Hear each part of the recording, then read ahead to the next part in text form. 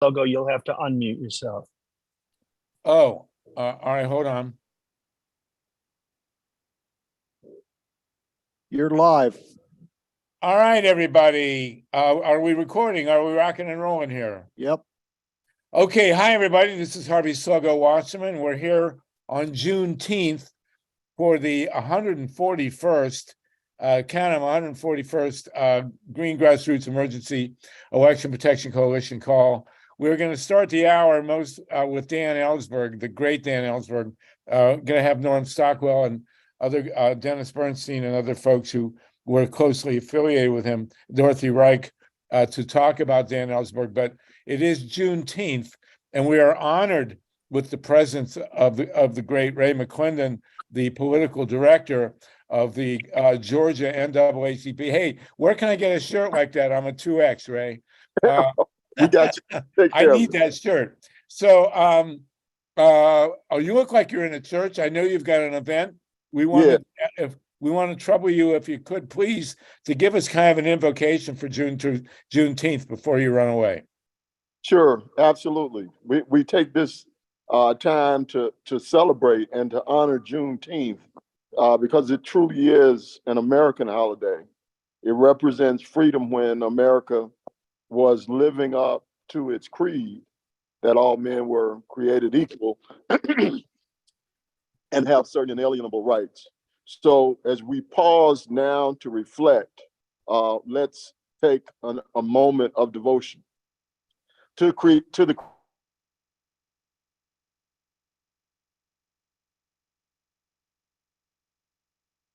Ray, are you good there?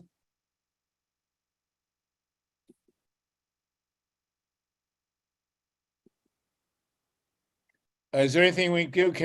Am I the only one that can't hear Ray? I can't hear him either. Ray, can you hear us? There we go. Ray, you're back.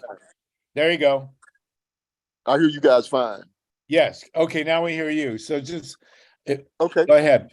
Okay.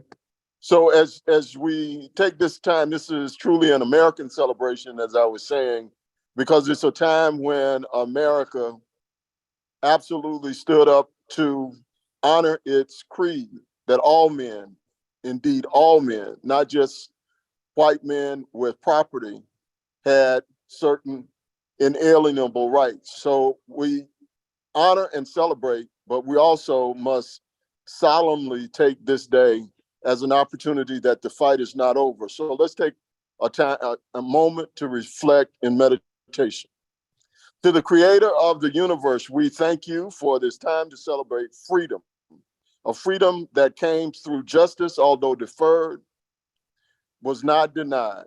So we thank you for the words of the prophet Micah that says 3 things we must do to honor you. And that is that we would seek justice, that we would love kindness, and that we would walk humbly before you.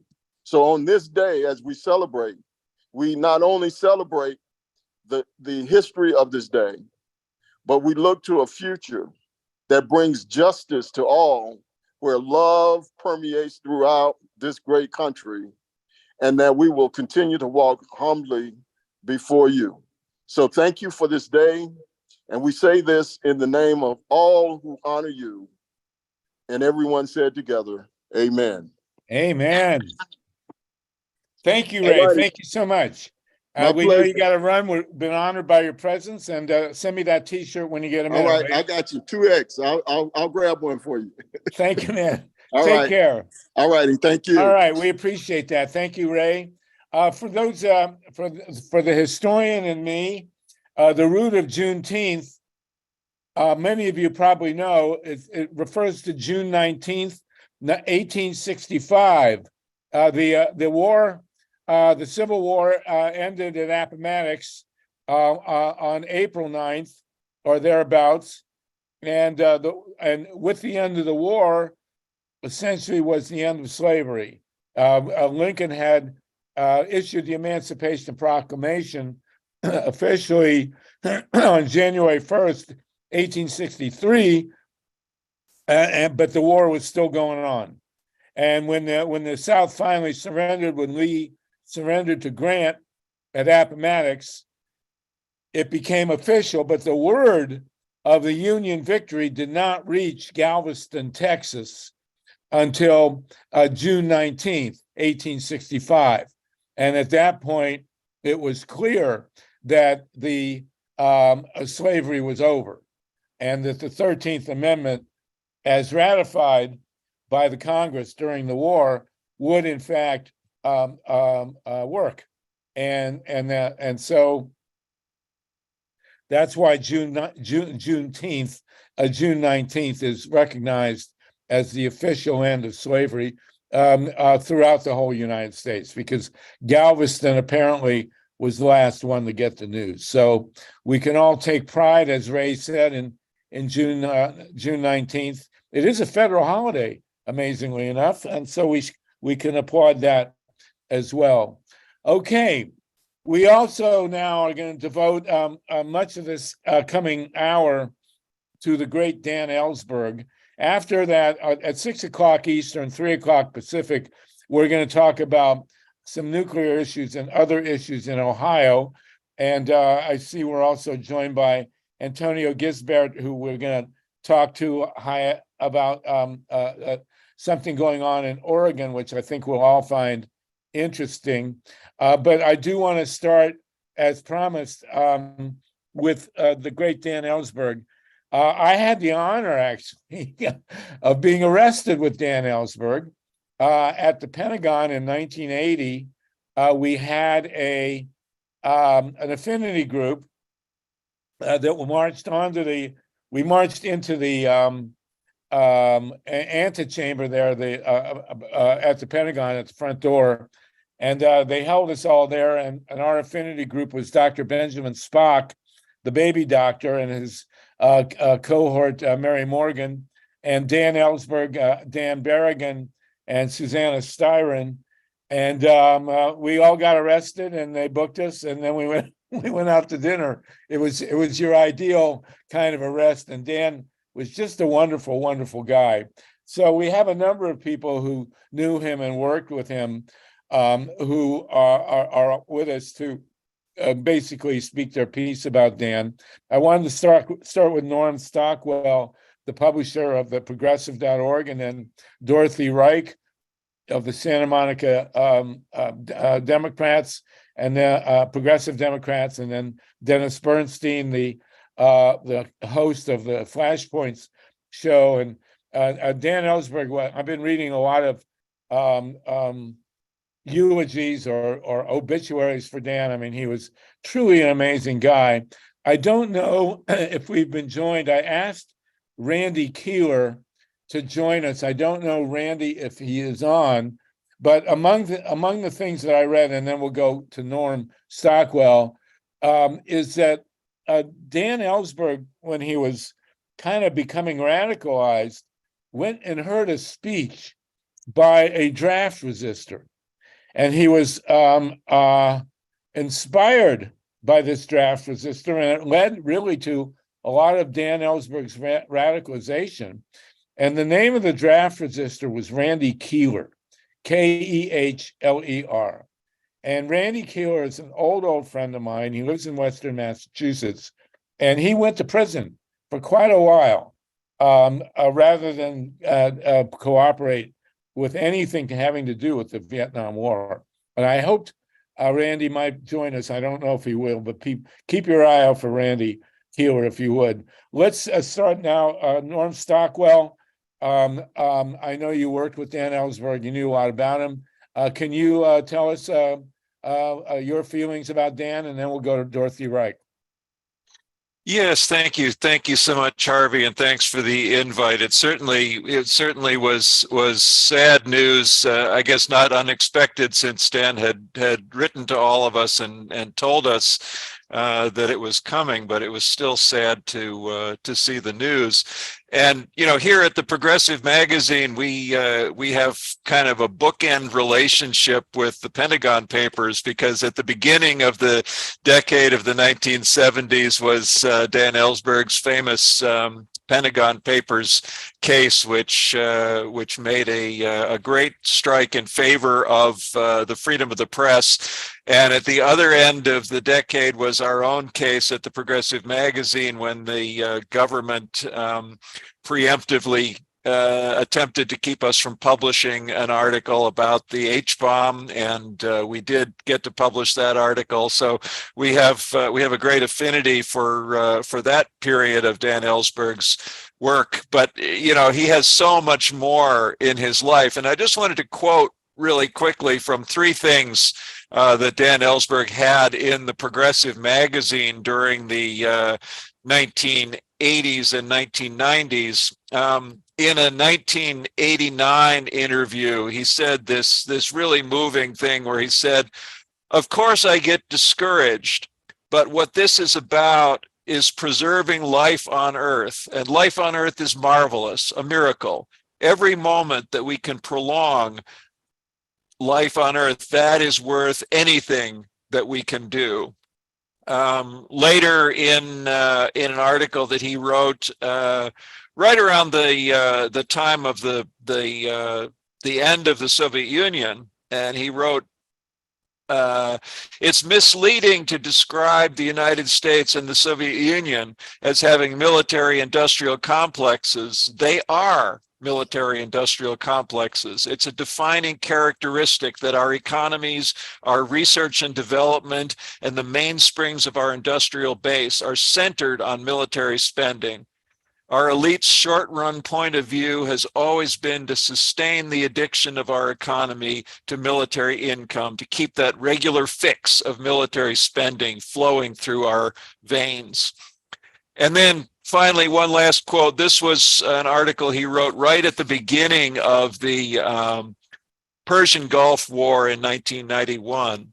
And he wrote, "The truth is that the continuation and expansion of this war represent a graver danger and a greater evil than do any of the plausible diplomatic agreements to end it." And that's, you know, so much,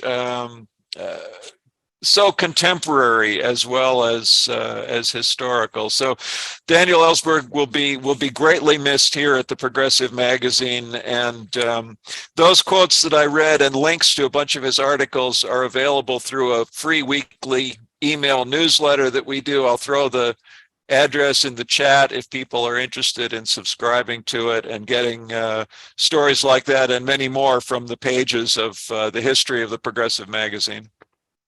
Well, the Progressive Magazine is really a national treasure, as was Dan, and I know you had a symbiotic relationship with Dan, Norm, and your work in particular has been spectacular. So thank you for that link. I do want to jump in here and remind you, in particular, Norm, and people in general, that we're now in the middle of an election for the Pacifica Radio National Board, and we will be talking for the local station boards. And we will be talking about that in great detail. But Norm, I wanted to remind you to please post the link for joining Pacifica. We're asking everybody to join Pacifica. It's $25, and then you get to vote in the election. But Norm, I know you knew Dan, and you know, it's really great to have you on with us, and to the Progressive.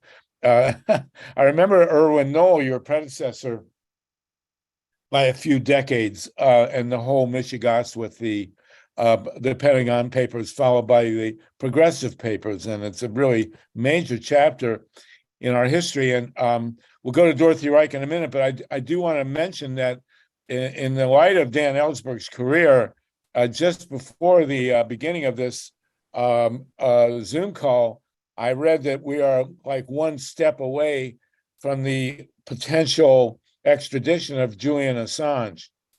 And, you know, if anybody has followed in the footsteps of Dan Ellsberg, it's Julian Assange. And we don't know what's going to be happening, but I guarantee you next week we will be talking in great detail. They could be days away from dragging Julian Assange to the United States. So God help him, God help us all. Norm, thank you so much. It's great to see you as always. And we'll have you. Thank you. It's an honor to be part of this program and to remember an amazing person, Daniel Ellsberg. Yes, really, absolutely. Thank you so much. We're going to go to Dorothy Reich in the Santa Monica Mountains here. Dorothy, you had a beautiful, beautiful statement that you put out about Dan Ellsberg. Want me just to read it? You can do it. You can do it. I would rather just read it because I get, and I sent it, Alan sent this out and Howie Klein printed it and he said the same as I said, that when I was writing it, I cried. And when he said it, when he was reading it, he cried. So it's kind of a little personal. I didn't know him that well, but here we go. For those of us of a certain age, Daniel Ellsberg, like Tom Hayden, was a constant presence in our lives. From his release of the Pentagon Papers, the threat of life imprisonment, the dismissal of his case and his continuing opposition to war, he was always on our minds as we tried to free the world from war, prevent nuclear annihilation, and work towards a more just world. I first met him in person at Progressive Democrats of America National Confab in Cleveland. He was excited to hear I was from Topanga, one of his favorite haunts when he worked at RAND. Over the years, whenever things seemed too hard to bear, he would write an op-ed or show up on the TV or the radio, usually on Democracy Now!, to remind us that there was goodness in the world, even as it seemed that evil was winning the day, imploring us never to give up. In spite of all he knew, it was obvious, at least to me, that he believed humanity would come to its senses and survive if we kept on working. Dan loved to talk. When PDSMM gave him our Lifetime Achievement Award, sadly on Zoom, our meeting ran way over time as we clung to every word and peppered him with questions for which he always had a thoughtful answer. The last time I saw him was on a PD America Sunday town hall. He was as loquacious as ever, making the best of his diagnosis by eating all the foods he had been denied for years and warning us yet again that nuclear war was a possibility and that even limited use of nukes would cause untold suffering and must be prevented at all costs. We could not believe he was even sick, let alone dying. His life force was still so strong. He is survived by his children and, of course, his wife, Patricia, whose anti-war efforts turned the creation of the war machine into a warrior for peace. Wow. Dorothy, thank you so much for that. You want to say anything extemporaneously here? I didn't know him that well, but I think we all loved him.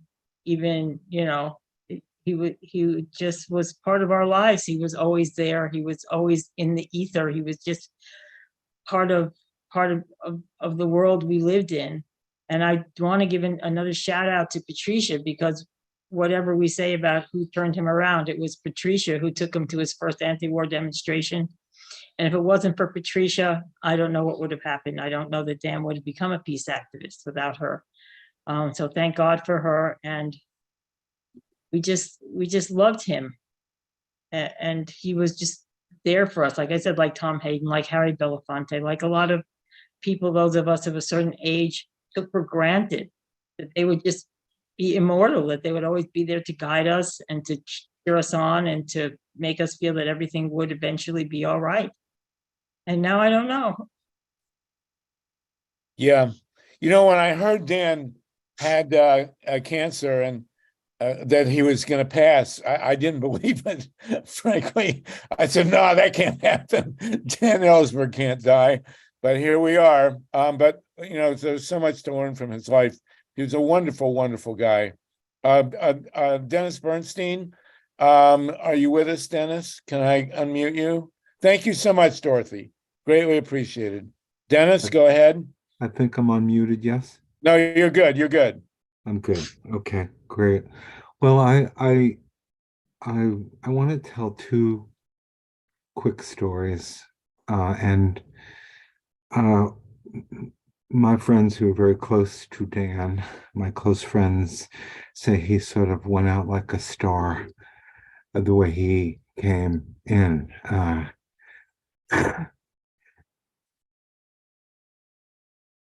So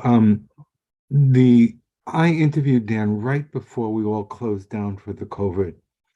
It was an interview, of course, on Assange, and it's like, meet me at the station, Dan. And he's in his 80s, and I'm thinking, okay, I'm coming over, and I'm thinking maybe we should have just done this on the phone. If he really wanted to come over, I'm thinking I'm gonna go out there and wait for him, help this old man get into the building. Um, and I'm waiting outside there, and all of a sudden, he comes in his little sports car, some kind of uh I don't remember the name of the sports car, but the hood's down, and he just revs right into the parking lot. He says, "Oh, hops out of the car. He says, okay, I'm ready to go. Let's go. I'm there. I'm ready to help this old man." Anyway, he did a mighty powerful interview, which I will play tomorrow on Flashpoints about Assange. But um, I I want to say one story. Nora Barrows Friedman, who does the Electronic Intifada, a very close friend of the Dan's family, and Dan was actually visiting Nora's mom, uh, Anna Barrows, and Nora comes in the house, and she just got her license. She had just got it in the mail. Finally, she was allowed to drive, and Dan had just bought a brand new car, this sports car. And so Dan said, "Hey, you might as well take the car for a ride." So Dan had this day-old sports car, and Nora had her first ride on this car. And Nora's mom, of course, was terrified about what might happen with that new car. Anyway, I met Dan through my friend Paul Berman. They both were exiles from Washington, both worked for Henry Kissinger.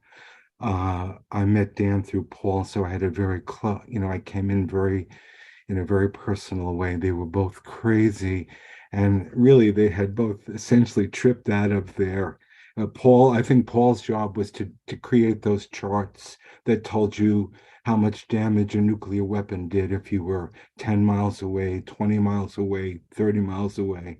And, Dan was engaged in sort of, as we know, war making and all this kind of stuff. And they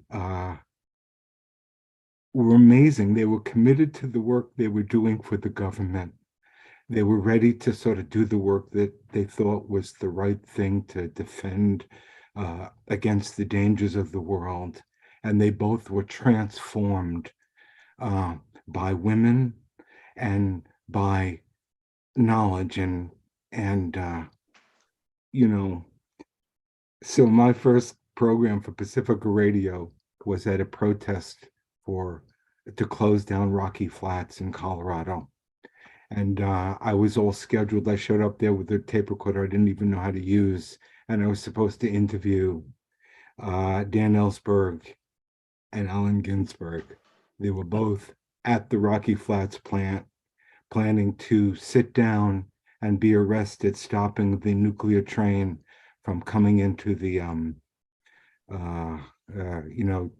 to create the trigger bombs that I guess they needed the atomic bomb to trigger the hydrogen bomb or something, whatever. They made the triggers there at Rocky Flats, and both Ginsburg and Ellsberg were there to resist. I remember I showed up. I actually took a taxi to Ellsberg's hotel, met him there, watched him get dressed. This is my first interview ever. We got in a taxi cab. We went over to Rocky Flats, where we met Allen Ginsberg. We get out of the car. They're talking to each other. I'm recording all of this. And I turn to Allen Ginsberg and I say, "Allen, what do you want to tell us to do? What are we going to be able to do to resist nuclear weapons, nuclear war?"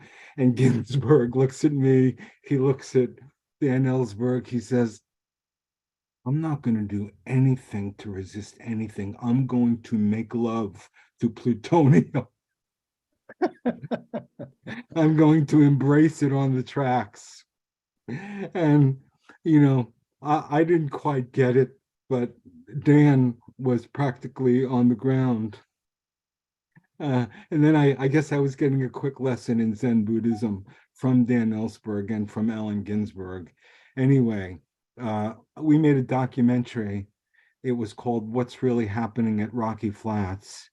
And it was the most extraordinary opportunity to begin my radio career. And I can't tell you how graceful Dan was, because he must have known it was my first interview. And, you know, it was one of those things where somebody answers the questions you wish you asked about and so that you end up with a beautiful interview no matter what stupid question you ask. And that's the nature of Dan Ellsberg and Allen Ginsberg. And Dan was a friend all the way through, always ready at the drop of a hat to talk with us, to share with us, to inform and expand our knowledge. And I must have interviewed him about 15 times, to the point where he said to me once, he says, you know, you don't need an excuse every time to interview me. You can just call me up and ask me whatever you want. Anyway, thanks for giving me this chance to tell these Well, stories. Thank you, Dennis. I guess you could say that you lost your virginity with Dan Ellsberg. Yeah. Can I say one other thing? Of course, please. The first interview that I did about the Pentagon Papers was when I came over to Dan's house with Paul, and there was a young woman there. And it turns out it was the woman who photocopied the Pentagon Papers. And she told me the most beautiful story about being in the copy mat and knowing she's like in the middle of changing history, and a couple of cops in uniforms walk by, and she's thinking to herself, can you imagine what kind of bust it would have been for these two young cops to see that there was somebody who was subverting U.S. foreign policy in the copy mat as they walked by. Anyway, I just thought that's a beautiful drama, and that was the first original piece I did on the Pentagon Papers, is like what it felt like to copy them. Wow, fantastic. Thank you so much, Dennis. I've seen a documentary film about Dan, and I don't remember the title of it. If anybody can recall the title, there's a full-on documentary about him, and I don't remember the name. It was very good, though. I'm going to go to Tatanka in a minute. I'm told someone is telling me Peggy Thomas.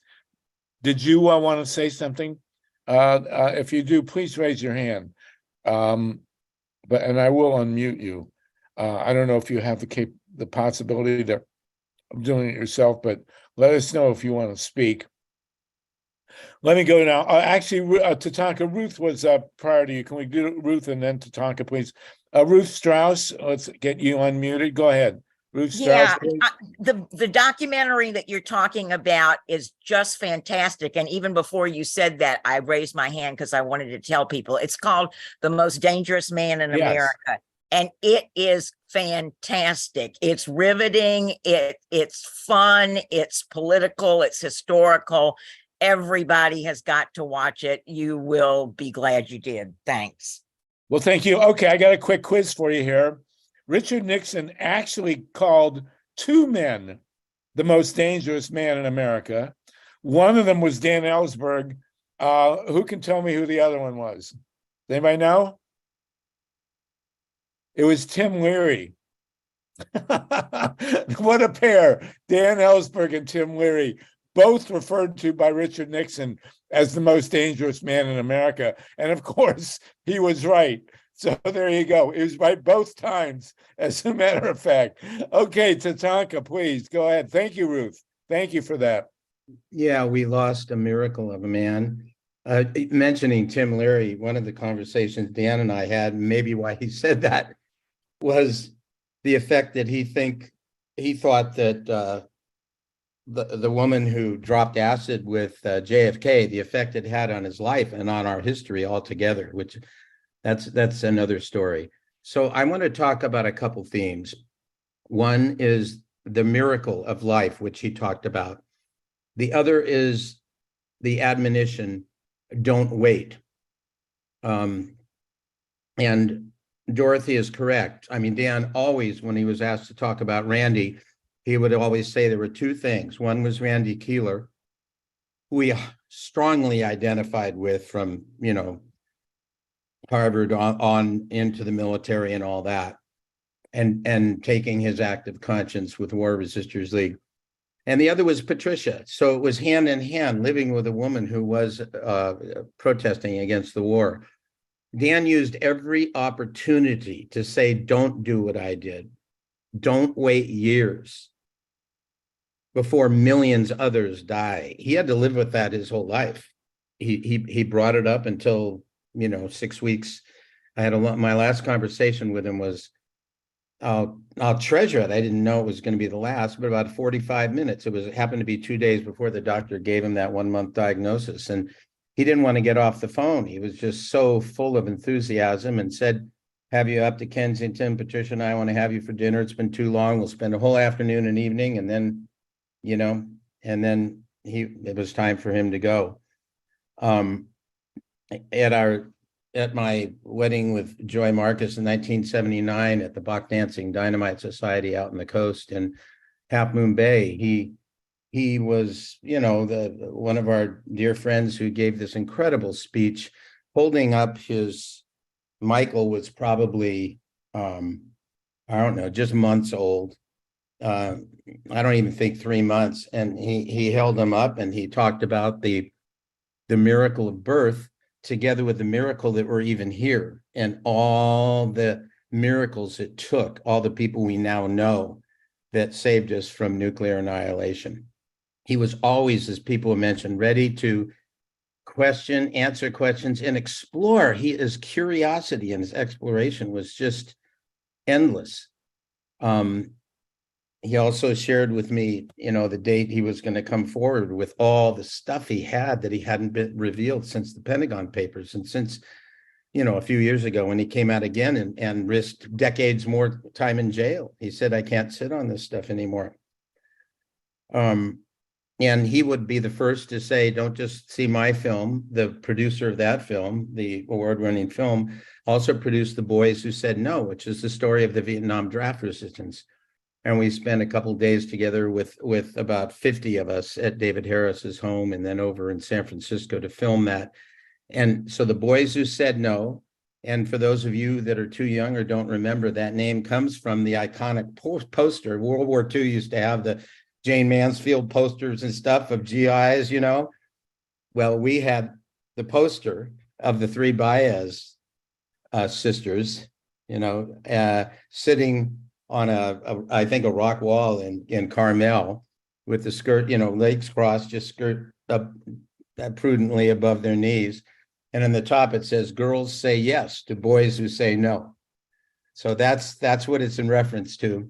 And then also the follow-up film that came out called The Movement and the Madman, about the effect that the anti-war movement did have on that demonstration in front of the White House when Nixon and Kissinger were talking about nuking North Vietnam very, very casually. And Kissinger, no, I don't think so. I'm president. Too many people, we wait. And then Watergate happened and we were spared at that time. So he was, I was able to take him out to his first, he wanted to experience a strike. And I took him out with Joan Baez out to a strike in Fresno, probably 74, 75. And he was out there on the strike and he spoke about way too long, which he would love to do, but everybody loved it, and talked about RFK and his love of the movement and his relationship with Dolores Huerta. Used to hang out with him at Stinson Beach at a place out there. And one time I went out and kind of went into a trance beyond the waves. And I was out there 2.5 hours and came in and they were all freaked out that I was gone. That led to an interesting conversation about life after death. Anyway, and his commitment to Pacifica was huge as well. So thank you for the time. We will miss you, Daniel. And his word to potential whistleblowers is don't wait and don't expect the miracle that I had, because things are so much worse for whistleblowers now. Thank you. Right. And Dan, actually, I quote him in my history book. He said something that was truly astounding. He was, prior to being a whistleblower, he was a very, very high level, Pentagon think guy. Yeah. And he met with Nixon in the Oval Office. And Nixon was musing with Dan Ellsberg about using nuclear weapons in Vietnam.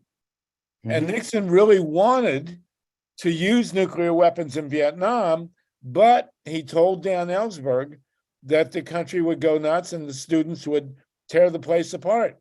And Yeah, so it really verified the incredibly important role that the anti-war movement played. and the You'd like role, to say, oh, we didn't have an impact.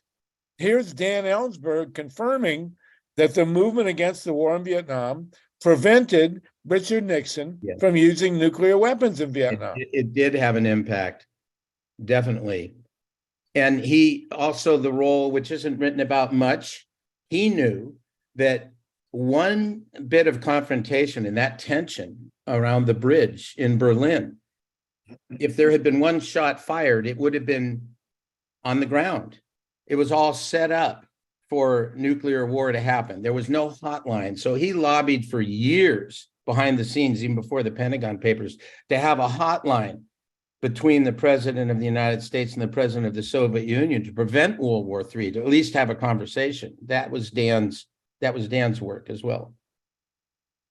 Amazing stuff. Thank you for that, Tatanka. David Schlesinger, Jeffrey quickly, and then Eric Lazarus. Thanks so much. Yes, I met Dan several times. I'm certainly regret his passing. And one of the more recent times I met him, he shared with me that his best friend was Professor Peter Dale Scott. Oh of yeah, I met Berkeley. him. And Peter Dale Scott is the person who coined the term deep state. Ah, amazing. Yes, I met Peter with Dan. He was quite a brilliant guy, of course. Jeffrey, very quickly, and then Eric. Anyone else wants to speak? Please raise your hand now, because we're gonna move on. But we want to let everybody who wants to say a word, please do. Go ahead, Jeffrey, please. All right, two things involving Daniel Ellsberg. One, because we must remember that because of what the Pentagon leak papers, it eventually led to the Watergate scandal and eventually Richard Nixon's resignation or almost impeachment. And secondly, due to all that you said, now I kind of wish I actually met him in person before he died.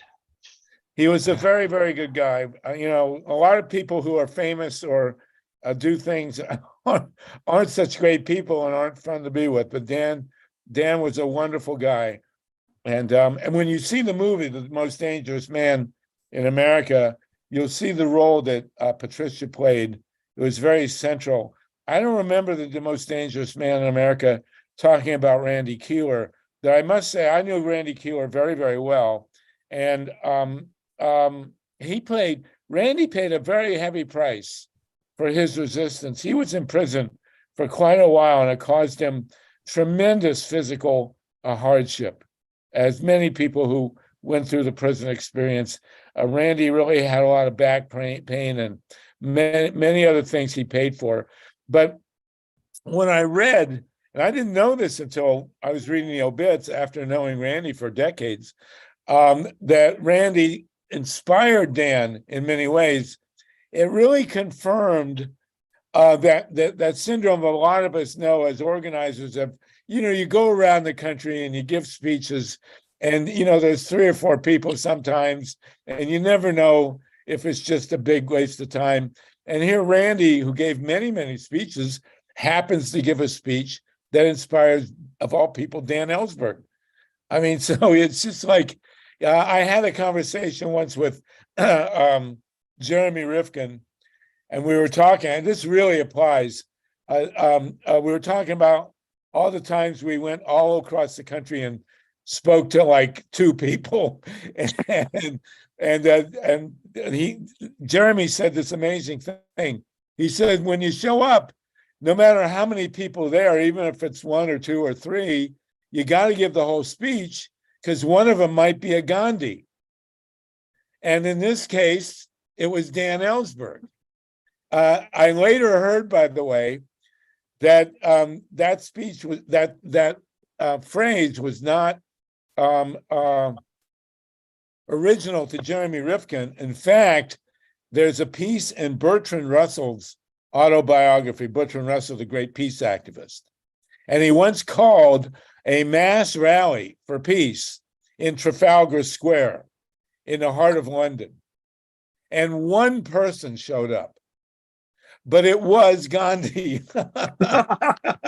So there you go. So, Randy Keeler, all those speeches you gave, all the time you spent in prison, all the pain you suffered. Here's Dan Ellsberg to speak for it.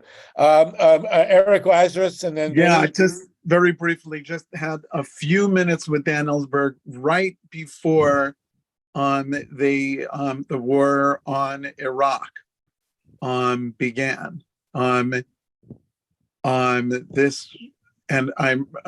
He gave a lovely talk in an auditorium in Manhattan, and a small group of like 6 people hung out with him afterwards. And the topic was like, how did he know there were no weapons of mass destruction? And he was very generous and spent time with us and explained how lying and the Pentagon works. And so I kind of knew that we'd never find weapons of mass destruction because I had a little bit of time with Dan Ellsberg. Thanks so much. Thank you. Very good. Much appreciated. Vinny DiStefano, let's get you unmuted. Go ahead. You betcha. Hey, the very first seminar we put on at the UCLA School of Law for Assange defense in 2019, Daniel was a huge part of that event, along with Noam Chomsky and a lot of other speakers. And although I was a lowly speaker in the event, I felt proud just to share the stage with them. I'll show you a very brief, funny story. I was coming back from Guatemala one time. My wife and I are on vacation, and she works for United Airlines, so we were flying on her ticket, which meant we were separated. And I was sitting next to a woman who had her nose buried in a book, and I had my nose buried in a book. And when our meals came, we started talking. We started talking about Latin America. And it turned out she'd just come back from Nicaragua. Although she was an American, she was serving in the Sandinista government. And as we began to talk about Latin America, she says, you know a bit more about Latin America than the average American. How do you know so much?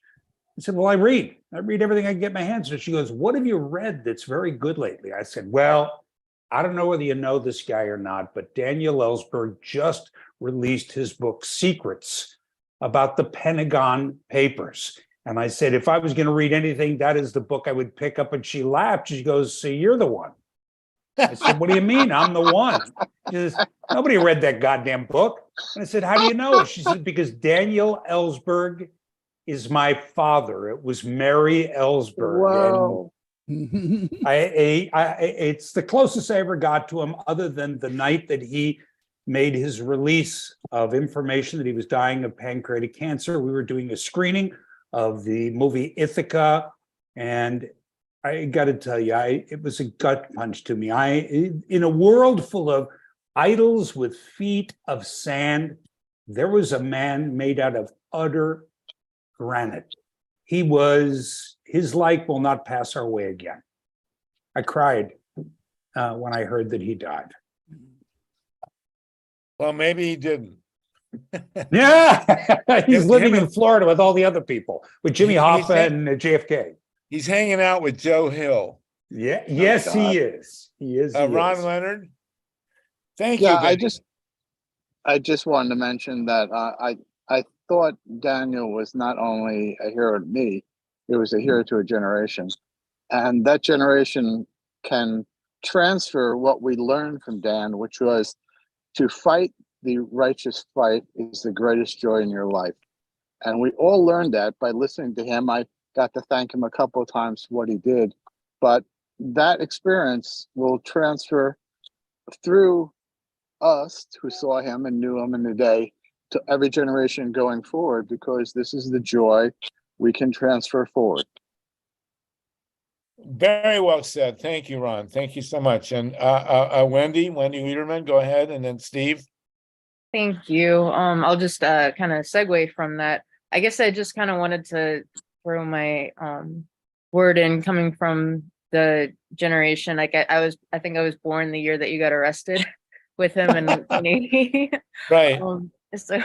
But I'm 42 now, and just the last like 10, 15 years, like since I became even more, like I've always been pretty radical, but really, really delving in with my education on the way that the system truly works, and obviously Daniel Ellsberg is one of the first stories I came across and just left such an incredible imprint on me. So I think this is kind of directed at Dorothy a little bit too, in her beautiful speech, just letting you know that his presence that you were talking about, like granted, I never met him. I wasn't there when the things happened, but once I learned about him, read quotes and interviews, and just really getting to familiarize with his story and witnessing everything that's followed, like he really truly has made an impact on the ones that weren't even there in a very, very deep way. And so I just wanted to thank everybody for your beautiful tributes, and just know that, you know, it's energy doesn't, it just changes form. And so we're all going to take those qualities that we admire and appreciate and try to live them for him and keep the fight going. As they say, don't mourn, organize. But anyway, I love you guys. Thank you. Thank you, Wendy. Thank you so much. Steve Kaiser, if anyone else wants to speak, raise your hand now. I see Joel Simpson. But we're almost to the end of our time with him. Steve Kaiser, then Joel Simpson, then Anna Georgie in Western Mass. I just want to mention. Go ahead, Steve. I just want to mention that Daniel Ellsberg was a big ufologist. He's appeared at, studying of UFOs. He appeared at our local MUFON group and UFARs, speaking on UFOs. And he said he became aware of and interested in UFOs when he was a teenager. And it was like his first step into thinking that things were different than what they were being represented to be. And I was really looking forward to hearing him talk today about that, because he bridges an important gap between social activists and people really looking at what's happening in the world and drawing the connection that there's a lot of things being represented in a way that is totally false. So anyway, he was a great ufologist too, and to say the least, we'll miss him endlessly. Thank you. Thank you, Steve. Thank you very much. Joel Simpson and then Anna Georgie. Joel, let me get you on. Yeah, go ahead. Thanks for doing this. You know, I was at an anti-war rally in front of the federal courthouse in New York, and there he was in the crowd. And for some reason, he and I just got close to each other, and he bent down and told me some inside information, and I can't even remember what it was, but he was so friendly and so open. I was so touched by being addressed by this great man. And I don't even know if this is significant enough a story, but you know, he spoke. I had seen him many times before at the Left Forum and photographed him, but that was thrilling to hear the voice, the unmistakable voice of Daniel Ellsberg in my ear. And I just wanted to say goodbye to him publicly and thank you for doing this. Well, I assume you haven't washed your ears since, so. That's right. That's why the right ear is very full of wax and it keeps getting in my hearing aid. But yeah, Dan was very approachable, very human, and it was great to know him. And he was he really gave good arrest. I mean, it was good getting arrested with Dan. Anna Georgie, please. Anna from Western Mass, a good close friend of Randy Keeler's, of course. Yeah, and I'm sure he'll hear about this. I just want to put in 2 cents from Western Mass, and that is that happily, along with your archive, Sluggo, Daniel Ellsberg 500 box archive is at the wonderful Social Concerns archive at the University of Massachusetts. And I've put the link in the box in the chat because they are digitalizing material. They've had a whole year of forum with Randy and others speaking about Daniel Ellsberg's work. So just to spread the word, I just wanted to put out that this is an incredible resource direct from Daniel Ellsberg himself. Well, Anna is very much responsible in many ways for that archive. She worked with the great Rob Cox, who unfortunately left us, and my papers are there with Dan Ellsberg's and W.E.B. Du Bois, and there are a few others notables, but it's a great thing, Anna. Thank you so much for mentioning that. And you can see a lot of, they are diligently scanning stuff, and you can see a lot of Dan's stuff online, which is really, really amazing. Thank you. Thank you. I hadn't thought of that. Thank you. John Steiner and then Dennis. Thank you, Anna. Yeah, and Harvey. give our love, please, to Randy Keeler, and make sure that he knows that he was greatly mentioned for all he's done over the years. Dennis Bernstein again. Go ahead. Oh no, John Steiner was next. John Steiner and then Dennis. Harvey, thank you for doing this and for everyone who's spoken. Joel wanting to follow. He was one of those people that so many of us were privileged to know. And he made himself available, and he always seemed to have enough time, almost wanting to stop the conversation, keep the conversation going when you were ready to stop it. And I don't have any idea how he was able to do that in his life, plus everything else he did. But I want to tell one story. I'd gotten to know Dan and Pat over the years, both personally and professionally. And we found ourselves on a plane ride to DC one day from the Bay Area. And he told me personally the story of how his mother and sister had been killed in that car crash when he was riding in the seat behind his father. And it was as if he was given another life that he didn't know, that didn't belong to him anymore. And I think it gave him a direction that ended up leading to part of who he was and what he did. Because he, as we all know, he was utterly fearless. And it was as if death had already happened to him. And there was another life he was living that had been almost given by grace. And it was such a gift to hear him tell that story personally and to feel it. And then to get an even deeper sense of what he brought to us all these years and what will live on. Yeah, that's an amazing thing, John. Thank you for bringing that into the mix. Mind-boggling. Thank you for that. Dennis Bernstein again. Dennis? Are you unmuted? No, wait, hold on. There you go. Well, there. No? Go ahead, Dennis. Got it. I just want to say, I mentioned that I had a chance to really meet Dan because my good friend Paul Berman, they were sort of Kissinger colleagues, having escaped the insanity. And I want to say this based on my personal knowledge of, what happened in the last months and days and stuff. I can assure everybody that Dan went out of this world the same way that he came in, exalted and tripping on every little thing in life, being totally alive. These are the kind of, Dan and Paul, this kind of, you go to the movies and maybe somebody'd smoke a joint or something, and you're on the way to the movies and there would be like a beautiful tree or something. And one of them would pull over, and say, look at, they'd be halfway in the middle of the road, you know what I'm saying? And both of them were admiring a tree.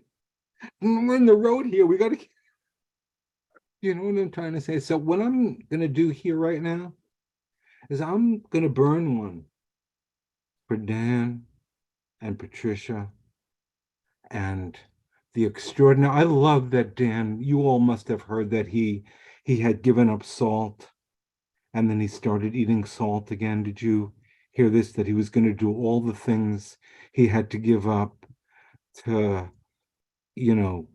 keep going. He started doing them. Boy, did he love salt. He had a huge chocolate cake somewhere in the last few days. So this is for you, Dan and Patricia, coming out of Berkeley. It's homegrown something. All right. Well, thank you, Dan. Thank you, I'm Dennis, for Dennis, that. yes. And if we had a Thank you. better technology, we could all get stoned on that one joint, but I don't There think you it'll go. pass Doing through. my best. Okay, does anyone else want to chime in here? We're almost at the top of the hour. We just want to just say, Dan, we love you. You changed the world for the better. You inspired all these great people. We got 57 people on the line, and not enough can be said for you. And someday up there, you and Tim Leary are jointly the most dangerous men in whatever. What an honor. All right, you guys. And thank you, Dan Ellsberg. Thank you, everybody, for joining in. This will be on Progressive Radio Network and, of course, archived at the Election Protection Zoom website. All right. Oh, I hate to say it, but let's move on. As we say, we've had with us Antonio Gisbert. Oh, and I want to say one thing, by the way. We may again be on the brink with Julian Assange. And I would not be surprised if Vinny DiStefano next week, Wendy, we wind up talking about Julian. And I don't know if these people have the guts to bring him here, for God's sakes. But, that's what they're talking about doing. So we'll see what happens. If I was Joe Biden, I'd put him on an airplane, tell everybody they're shipping him to America, and instead send him to Australia and let him go home, for God's sakes, All right, Dan, again, Ellsberg, again, farewell, and we will see you in our dreams. Thanks to Wendy. Now we have Antonio Gisbert on with us from Oregon, and then we're going to go to Pat Morita in Ohio. But Antonio, you have a major thing coming up in Oregon. Can you tell us about it, please? Yeah, thank you very much, everybody. My name is Antonio Gisbert, and my pronouns are he, him, and I am the chief petitioner of the Oregon Rebate. It's a ballot initiative that we are in the process of qualifying for the November 2024 election. Okay, Antonio, can you talk a little louder and a little slower? Thank you. Yes, sorry. My name is Antonio Gisbert, he, him are my pronouns. I am the chief petitioner of the Oregon Rebate, and that is a ballot initiative that we're working on qualifying in Oregon for the November 2024 election. Before all else, I have to express my gratitude for this invitation. Thank you, Wendy, and everybody else for having me here. I feel like I'm a little bit out of place because the project that I'm working on seems so small in comparison. But thank you for no. Remember, that's the point. Randy Keeler, who was walking around the country speaking to, very small groups, spoke to Dan Ellsberg. So there's one of us might be a Gandhi. In fact, the odds are pretty high, actually. So go ahead, please. Tell us what you got. Yes, and that's why. How much time do I have, by the way? Just a couple of minutes, if you would, just to explain what's going on there. We'll have you back, but the important thing is to break the ice and let us know what's going on. Just a couple minutes would be great. Yeah. So, real quickly, table setting. 3 core values that motivate the Oregon Rebate Ballot Initiative campaign. Number 1 is the value of direct democracy. I am sure you all know about this, but about half the states in America, people have the right to get together, draft a law, and if we collect enough signatures, that law appears on the general election ballot to be voted directly by the voters. That is what we did. By convening a diverse group of friends in bars and coffee shops in rural Oregon, and over 8 months, using a consensus-driven process, we managed to draft something to touch on 2 other values. One being that of corporate tax justice. In Oregon, big corporations like Comcast pay less than 1/8 of 1% in taxes to the state. We all thought that was wrong, morally wrong. And so we thought that we should write a law to change that and increase that to 3%. And the second value is one of economic justice. We all feel that it is ever harder to make ends meet. This has been written about in many different ways. The hollowing out of the middle class is something that's very common. And so what we came up with is an idea to increase corporate taxes for the biggest corporations that do business in the state of Oregon and use that money to provide a direct cash transfer, we call it a rebate, to every Oregonian. It'll be paid out on a yearly basis, and it's valued at about $750 per person per year.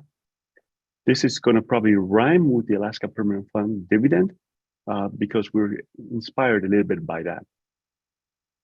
So two things about the rebate is that it is really universal. So everybody gets it, including kids, dependents, people who don't file taxes, people who don't work, who are unhoused, who are undocumented, and who are incarcerated. If you live in Oregon, you're eligible for this cash rebate. And the second thing that's really important is the transformative power of direct cash, right?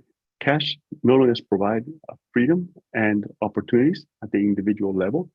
For example, a family of four would get 4 rebates. It's about $3,000 a year. Not only does that reduce childhood poverty in the state of Oregon by about 26%, but also it lifts our main streets and balances the playing field between owner-operated small local business and giant corporations. Okay, so basically you have put on the ballot in Oregon a referendum that will raise the corporate tax to 3%, and then will divide the money, will distribute $750 each to every person in Oregon. Is that right? That's pretty much it. We are still and when will this working be voted on? When will this be voted on? In November 2024 election. We are still collecting the signatures to qualify for the ballot. We have about a year and a month to get our signatures. That's the work that we're doing right now. And once we get those signatures, we'll be on the ballot in November 2024. And how many signatures do you need? We need 157,000 signatures. Well, technically we need 120,000 signatures, but we're going to collect a few more to account for errors. So we're aiming for 157,000. Okay, wonderful. Steve Kaiser has a hand, and then we're going to move on. That's pretty amazing. Will you put a link in the chat, please, so that people can know how to get a hold of you and to plug into this? And we will certainly have you back to talk more about it. I love it. I think it's great. And then you mentioned the Alaska rebate. There has been a rebate in Alaska for quite a while based on their oil revenues. So I know that Oregon doesn't have that kind of oil, but there you go. Steve Kaiser, go ahead. Yeah, I was wondering what would keep these large corporations from moving across the Columbia River into Washington, where they don't have any income tax. Thanks, Steve. That's a great question. Like Harvey was saying, we don't have oil, but we do have customers, and you cannot outsource customers. So importantly, it doesn't matter where the corporation is based. It's the business or the revenues that corporations generate in the state of Oregon. So Comcast, for example, is based in Pennsylvania. They cannot leave anymore out of state, right? Comcast the minimum corporate tax for Comcast would increase for their revenue in the state of Oregon, not for their other revenue. Similarly, for a corporation that's based in Oregon, like Nike, the minimum corporate tax rate only applies to their sales in the state of Oregon, not for their sales in California or Europe or elsewhere. Yeah, that's another thing. You don't really have that many big corporations in Oregon. You mentioned Nike, Hewlett Packard, maybe a couple others, and that's about it. And that's going to support what I figure out, a couple of $1 billion a year. It's going to Yeah, it's about generate a couple of $1 billion a year, you know, for this $750 rebate. yeah, that's exactly right. So we estimate that it's going to be about $3 billion a year. That's a conservative estimate. And importantly, it doesn't matter where the corporation is based.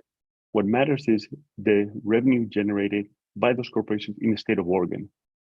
Well, right. And that's the national focus. You know, in California, you allocate some of your income to California and to the other states.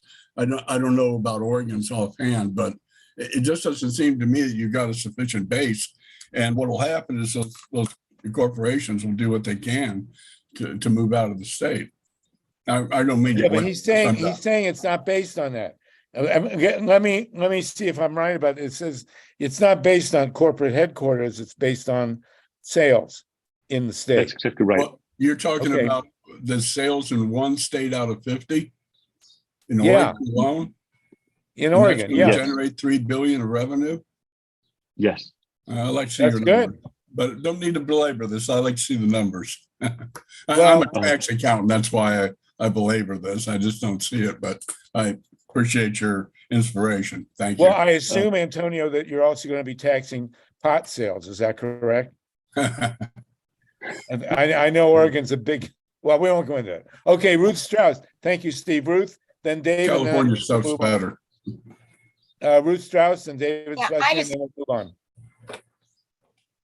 Ruth, go ahead. Are you unmuted?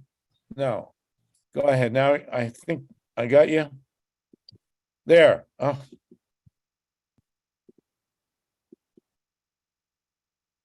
Why is there it you go. keep Now you're muting me? unmuted. Go ahead. Okay, I just wanted to say, have you been on the Tom Hartman show? Because if you don't know who he is, he's based in Oregon and he's a great interviewer and a great protagonist. And so I just wanted to mention that to you. I think I haven't had the opportunity and I would love an introduction. Well, Yeah, I don't know if I can Tom's great. personally You'll- introduce you, but call into his show and then talk to him. Thanks. Yeah, I think he's in Portland. David, Schlesinger, did you have a hand? Then we're gonna move on. David Schlesinger, no. Yes. Different Maybe. subject. What's that? I'm sorry, David. All right, let's move on. Thank you, Antonio. Great to have you on. Thank you. And I think it would be a great national policy to give. We did have George McGovern did buy into $1,000 a year guaranteed minimum income, and that would be a big plus if everybody got a grand minimum nationwide. And but they've been doing it in Alaska all these years. We should do it everywhere. I'm totally into it. I think it's great. Okay, thank you for that. We're going to move now. In our second hour, we want to talk about some of the craziness that's going on in Ohio and Florida. I also want to mention, by the way, that next Saturday, this coming Saturday, the 24th, we will have a national gathering Zoom to discuss Pacifica. And I want to emphasize again, and Myla Reeson is on the call here. Myla, maybe you could give the contacts where people can join Pacifica, $25, and vote in this all-important election. Myla, do you have the link? Can you put it in the chat where people need to go to join Pacifica? And then we will have I believe it's 1 p.m. on Saturday, the 24th. We're going to have a roundtable on Pacifica, the network. So Myla Reeson, can I call on you? And then we'll go to Pat Morita. We have Julie Oh, also. good. Oh, hi, Harvey. I was Yeah, having yeah. trouble unmuting. I'm putting the link in the chat right now, and I'd like to share the screen for just a minute if I can. Let's see. Here we go. Hey, give me a second here. Okay, and so basically this election at Pacifica, we're voting for the local station boards that are at each station. There you go. And I put the link in the chat, and what we're really urging people to do is, if you're in one of the major Pacifica station listening areas like Los Angeles, the Bay Area, San Francisco Bay Area, Houston, Texas, Washington, D.C., or New York. Please make sure that you are currently a member of your station for a minimum of $25 donation so that you can join, so that you can vote or become a candidate. And if you're not in one of those listening areas, then adopt one of the stations, KPFK in LA, KPFA in Berkeley, KPFT in Houston, Texas, WPFW in Washington, D.C., or WBAI in New York. This is really urgent. We now have only 11 days to join in order to be a voting member or a candidate. So time is short. And please use the link in the chat, and please join us. We need everyone here to become a member and potentially a candidate. And recruit people. Thank you so much, Harvey. Thank you. And again, it's, Pacifica has 5 stations, 200 affiliates, a website. It's the only really major media on the left, and we really need to have competent, progressive people in there. And so you start by joining, give a $25 donation, and you're a member, and then you can vote. And you pick one of the 5 stations, and you get to vote for the board.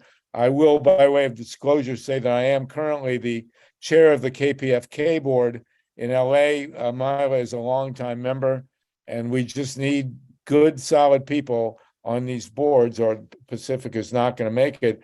Julie Weiner, I'm going to recruit you. We need you on the WBAI board in New York. You need to join Pacifica if you haven't already, and we would love to have you on the BAI board. I'll let you come in, and then Pat Morita is going to give us a report from Ohio. And can I just say, just before Julie speaks, that we cannot overstate the importance of this effort right now. So please, please, please follow up and recruit people and join. And thank you. And I look forward to hearing what Julie has to say. Go ahead, Julie. Yeah, I wanted to be here tonight because New York State got a reprieve on an opportunity to defend our right to vote on hand-marked paper ballots. Wow. The bill, it's a 2-day reprieve. Here's what it is. The New York State Assembly is coming back into session tomorrow and Wednesday, possibly Wednesday. So that means we still have a slight possibility of persuading Speaker Hasty that he should not play the role in New York that the Senate Minority Leader has played in preventing any vote on the right to vote on hand-marked paper ballots. So I'm here to ask for your help tonight. There's a really simple way to call Speaker Hasty and leave him a message to support Viva NY, easy to remember, Voting Integrity and Verification Act of New York. If you want the number, I put it in the chat. It's Assembly Bill 5934A. And if you want an easy way to call, you dial on your smartphone #250, speak the key code Viva NY, and you'll get a message from Lulu Freistat saying, tell him you don't want long lines, you want him to pass Viva NY. So I'm asking people who know anybody in New York State or even just you all, who I seem to be mostly California folks, but wherever you're from in the United States, please on your smartphone dial #250, say Viva NY. And when you get Speaker Hasty's office, say it is really urgent. We want to protect the right to vote on hand-marked paper ballots. Please pass Viva NY. Don't listen to the lobbyists for a voting machine company. Listen to your constituents. Listen to your conscience. Hand-marked paper ballots are the gold standard of election security. You don't want to risk New York's elections in this cybersecurity environment. So please pass Viva NY. Let us keep voting the way New Yorkers are voting now, which is we have a choice between hand-marked paper ballots and as needed ballot marking devices. Don't force us all to vote through touch screens, please. Thank you, Julie. You've been a great activist on this. We look forward to having you on the BAI board. And let's hope that this, Sorry, no way. I've been to WPI LSB meetings. I'm well, we not have to change volunteering it. for You that know, board. the past has to be transcended, and we need Well. you. If we can do it in LA, you can do it in New York. So thank you for that. And I will actually make this call. I hope everybody else will as well. Okay, Thank now you. we've got Much the great Pat. appreciated. Send that star 250 to your friends on your cell phone. Just tell them to listen to the message and leave the message. Okay. We've got to drive thousands of calls. Right now, Hasty is in the hands of the lobbyists, as far as we can tell. Okay, all right, very good, thank you. We, after an hour and a quarter, we still have 54 people with us, all waiting to hear Pat Morita. Pat, we know it's your celebrity that's kept people on here. You are in Columbus, Ohio, a home of the living dead, and at least in the legislature. And can you tell us what's going on now with the nuclear issue? And then we'll talk about the insane referendum stuff they're doing.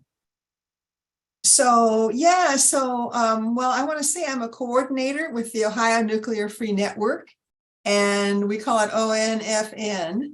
And we were formed a little over 2 years ago when we broadened our scope from a committee with the Sierra Club. And we now have people from 7 states in Canada. And we just got a website up. It's onfn.org. We have a YouTube channel, and I'll put those in the chat. And I want to brag about our website. We have 1 sheet printable fact sheets on a dozen nuclear issues at least, including Ohio's nuclear sites and new nuclear facilities being built in Ohio. So we have a big victory here in Ohio, on Ohio's budget bill, because they sneaked in all of Ohio House Bill 434 into the budget bill. The budget bill is now like 9,000 pages, over 9,100 and some pages, too big for anybody to read.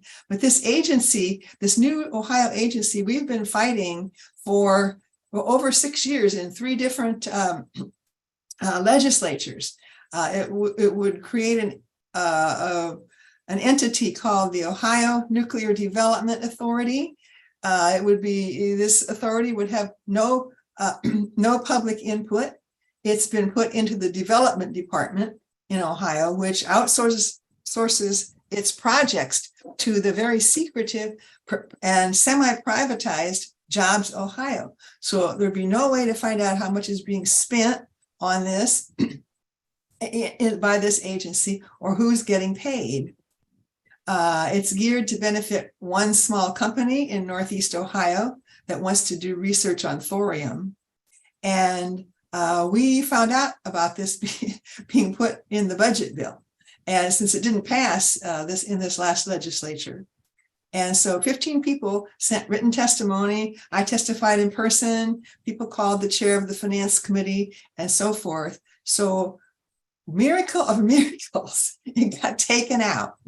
And we think maybe it's because this small group of folks, they didn't have a lot of big bucks to pad the pockets of the legislators. So, but a lot of legislators favor nuclear power, so it's hard to know what's going to happen in the future. But I wanted to say that our organization focuses on 3 major nuclear sites in Ohio. And Harvey knows well about this because he used to be living in Ohio and we miss having him here. But it's Davis, Bessie, and Perry. They're up on Lake Erie. And then there's the Portsmouth nuclear site in southern Ohio, and that's less than 20 miles from the Ohio River. And Portsmouth, it's the site with many names. It's the local people call it the A plant, and it's often referred to as Piketon, which is the name of the village near the plant. But whatever name you call it, it's a nearly 4,000 acre Department of Energy site where uranium was enriched. It was enriched for almost 50 years, starting in the early 1950s.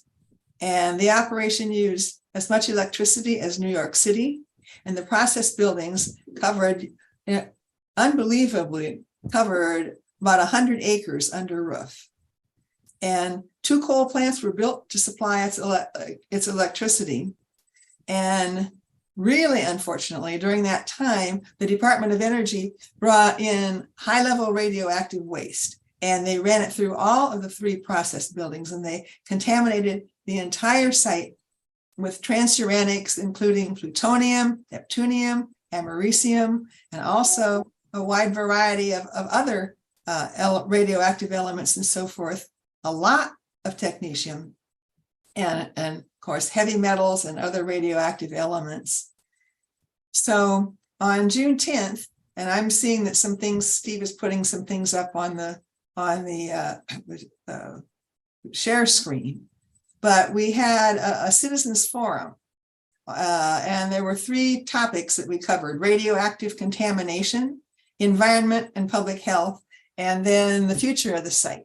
So we had 1 speaker talking about, 3 speakers, 1 talking about each one of those topics.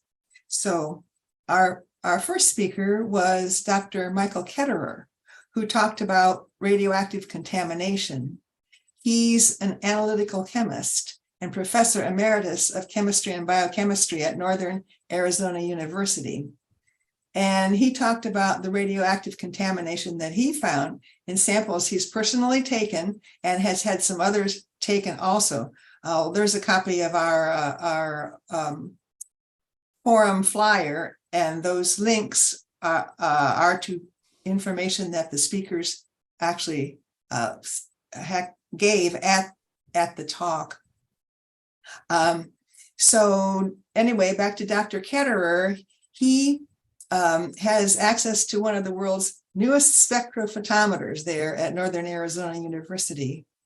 And he's conclusively shown that the off-site contamination originated from the Portsmouth site. While the Department of Energy, unbelievably, they first said there was no plutonium at the site. And then they said that the radioactivity found off-site came from weapons testing in Nevada.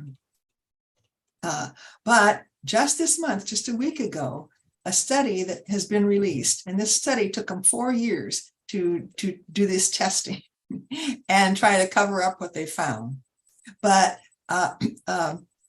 they released a study, what was called an independent study, but it has, of course, the Department of Energy's fingerprints all over it. But still, they also came up with a risk assessment, but it still showed that technetium levels were of concern there. And then our next speaker was an epidemiologist, Joe Mangano, and we engaged him to write a study. He's the executive director of the Radiation and Health Project, the Radiation and Public Health Project in New Jersey. And he is famous for his study of strontium-90 in baby teeth. Maybe you've all heard about that. That way he was able to document the buildup of bomb test fallout in living bodies. And he also documented the buildup of radioactivity in baby teeth from babies that lived near nuclear plants. So we engaged him to do 2 studies, and he did these studies just using statistics from the Centers for Disease Control. So his first study was of cancers and premature deaths in Pike County, which is where the nuclear site is located. And the studies covered a time period from 1950 to 2020.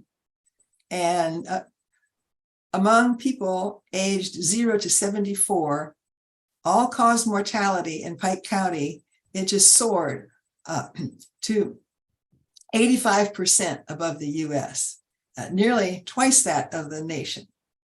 And Pike County now has some of the highest death rates in the nation and the highest current cancer incidence of all the counties in Ohio. And then his second study, we released it at the forum. And here he did the same type of study for 7 counties surrounding the site, and that included Pike County. So that study shows a significant increase in current cancer incidence and infant death rates, and also all-cause mortality. Cancer rates increased to 17% above the US. Infant mortality rose to about 32% above the nation. And all-cause mortality of ages 0 to 74 is astonishingly 77+% above the US. So Joe's study really calls into question all the contamination from the site, especially now during its current, what they call decommissioning, tearing down process of those 100 acres of buildings, because they're doing on open air demolition, believe it or not. Whereas other sites, they've covered it, but this they're doing open air because they can get it done faster. And then our third speaker. Go ahead, Pat, keep going. Okay, so anyway, our third speaker was Attorney Terry Lodge. Some of you know him. He has represented our group and Beyond Nuclear in challenge to the Nuclear Regulatory Commission's licensing of 2 new nuclear weapons operations. And these are starting up at the Portsmouth site. And the NRC did not require environmental impact statement, which is actually required, legally required, and they avoided it. So the first of these new facilities is a centrifuge uranium enrichment plant. And this would make what they call high assay low enriched uranium. And that would enrich up to about 25% fissionable uranium. And so this would burn a lot hotter and longer than the fuel in the reactors now, which is somewhere between 3 and 5%. And it would be a lot harder to store the waste. So anyway, it's pretty scary because the US, they hope to export this technology around the world. So they've made it 19.75%, which is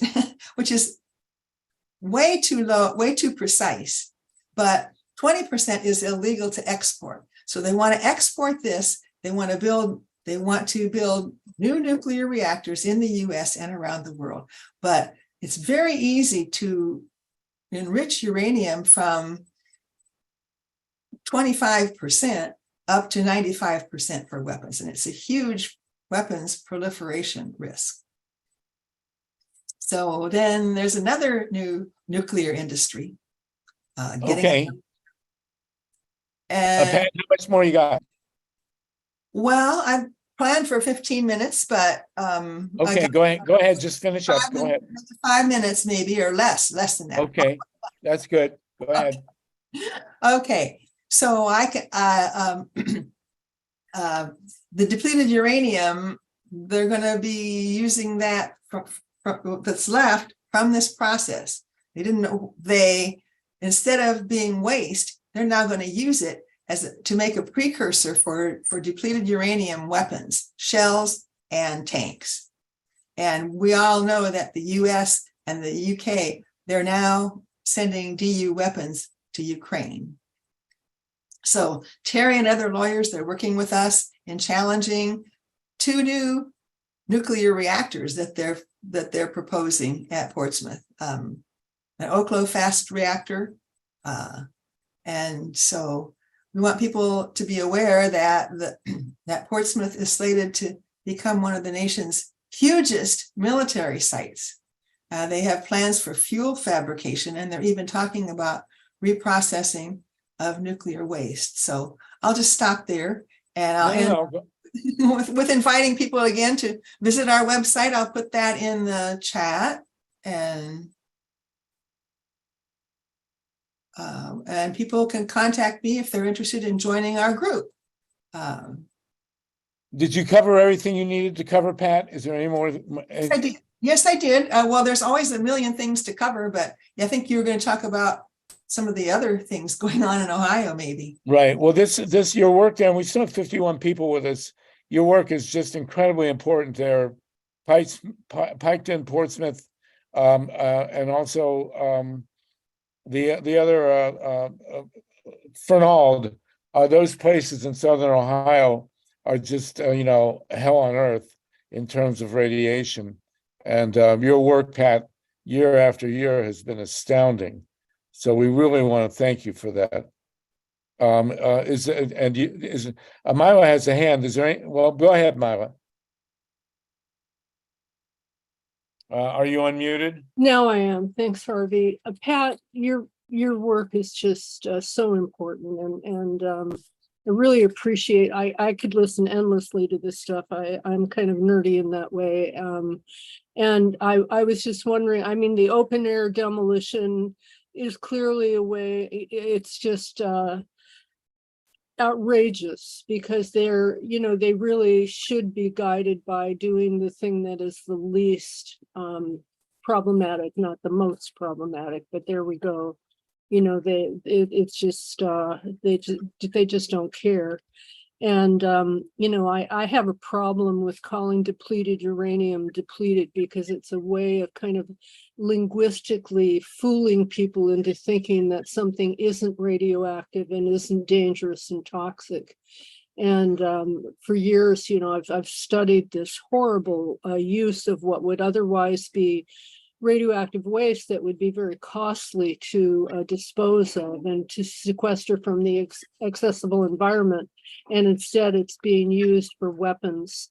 And when the shells are coated or plated with the depleted uranium, it aerosolizes upon impact and is dispersed in the atmosphere. But I just wanted to thank you. I was going to ask you about Davis-Besse, but maybe you can give us an update soon, because I'm really kind of interested in learning about what's going on at Davis-Besse now. But I guess we don't have time for that. But I just wanted to thank you again.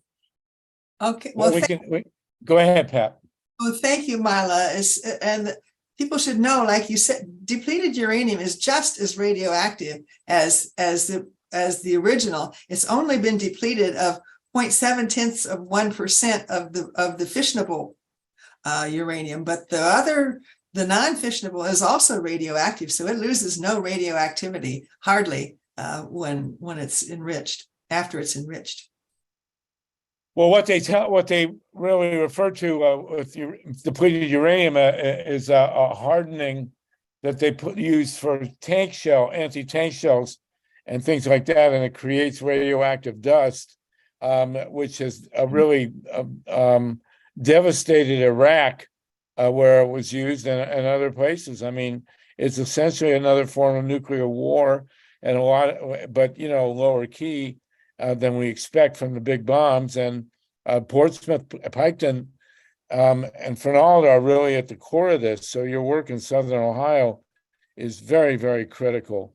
We haven't heard from William Bronston. William, go ahead, please. Go ahead. What experience are you having in working with organized labor, which obviously has to be massive around that campaign, and have to really be a crucial ally at some level with their families, because they're the ones that are right in the middle of it all? Yes, well, unfortunately, we're a small group, and the Department of Energy likes to try to pit, of course, environmentalists against the unions. But we say that we are strong allies of all the unions, and that we are we and the unions, we're all opposing the same corporate control over our lives. The same companies that are damaging the environment are the ones that aren't paying workers enough money that they have to form a union. So we want to stick with that. And is there a strategy to get to the women workers there, and the mothers and the grandparents, the grandmothers of the workers that are in that campaign, to kind of get some kind of a foothold? There are a lot of former workers that are are part of the movement, that are part of, I don't know that we have any actual membership, but we worked a lot with them when we were presenting this forum. A lot of former workers were there, and several spoke out, because at the end we had an opportunity for workers to come up, or people, whether they lived off site and just were residents, to talk about their health problems. So there were a number of people there that did. And you can see that the entire thing went on for over 4 hours with all of these people talking about their problems. And the US has paid out at the federal level over $1.2 billion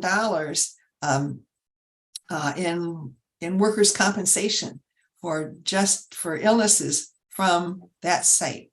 Exactly. It's critical to get those workers somehow. I mean, it's really strategic. Anyway, thank you.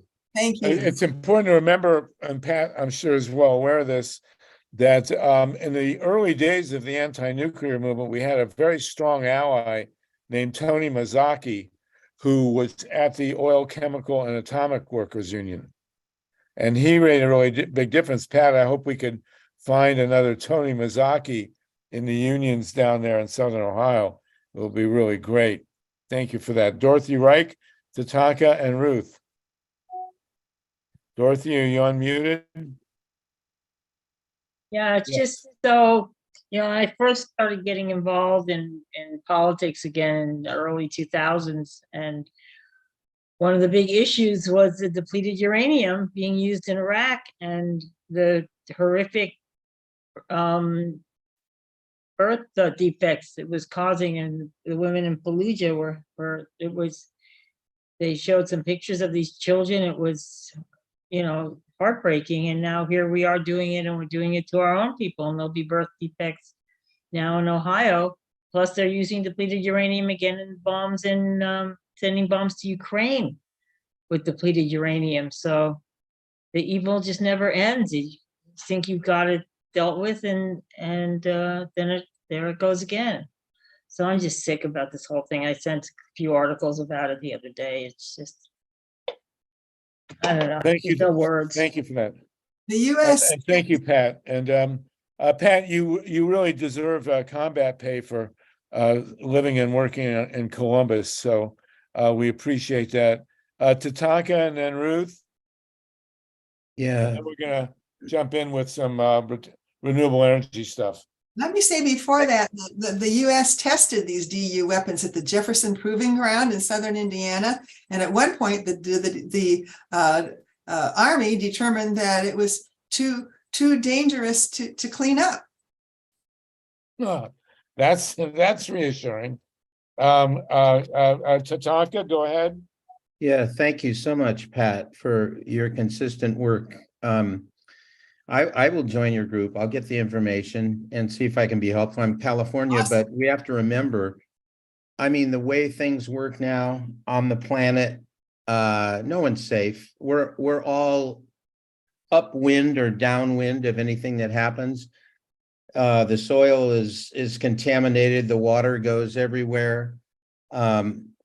We need to think global, act local, but we also need to think cosmic, then act global. That's a term that Dan Sheehan used last week.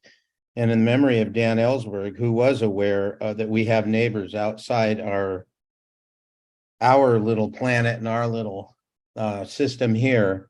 And our military is secretly sending all kinds of dangerous rays to outer space and anyway, there's a whole lot to talk about UFOs, but to keep it focused on this, we've always said that the lie that's being spread now on Oliver Stone's film, where Joshua Goldstein, who's on that film, says one of the problems people have is that we have to overcome, he says, is they have this notion that somehow they think nuclear power and they think nuclear weapons. And they try to disavow you of that. Oh, no, this is totally different. This is totally different now. And the whole reason for nuclear power to exist is to create this fissile material. And here it is in our faces.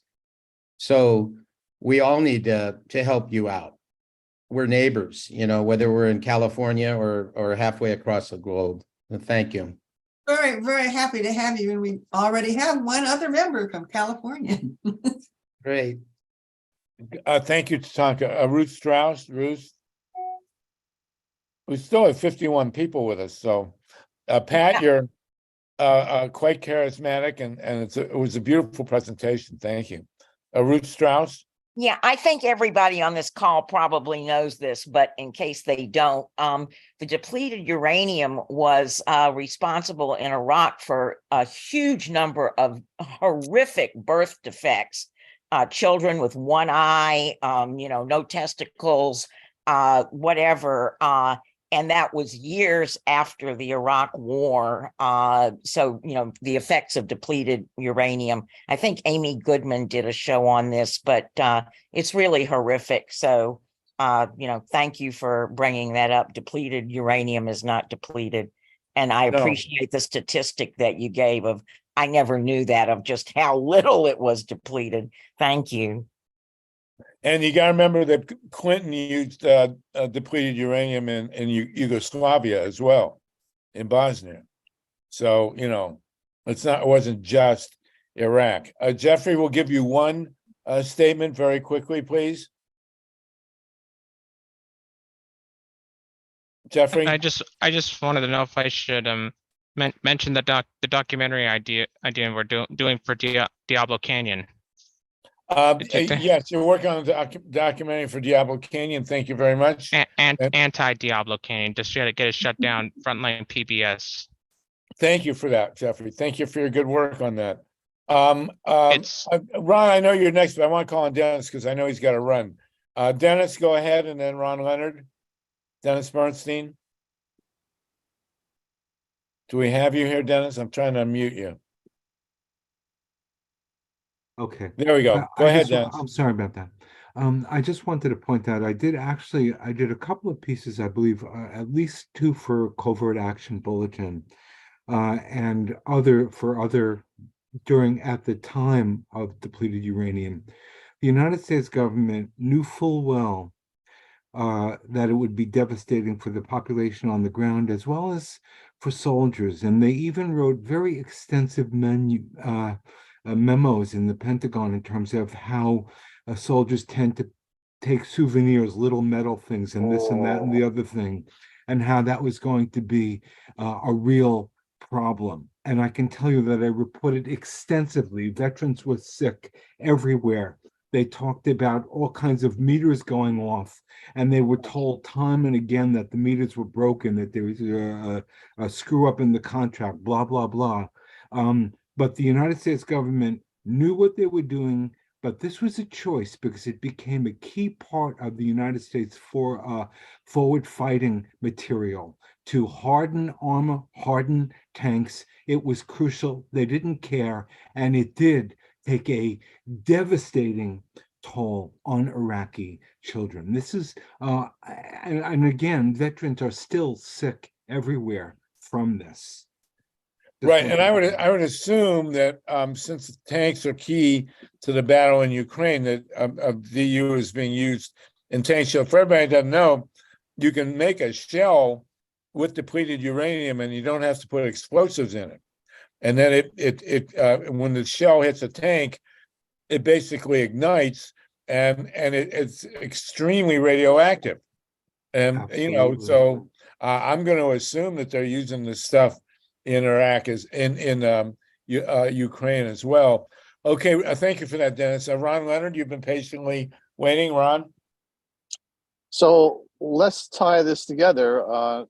How does renewable energy tie into nuclear reactors, tie into coal? Because this is a convoluted loop that actually is happening as we speak. In the chat, there is a little notice that Harvey and I saw having to do with coal plants and coal mines that can be used to site small nuclear power plants. And in fact, that's actually a plan.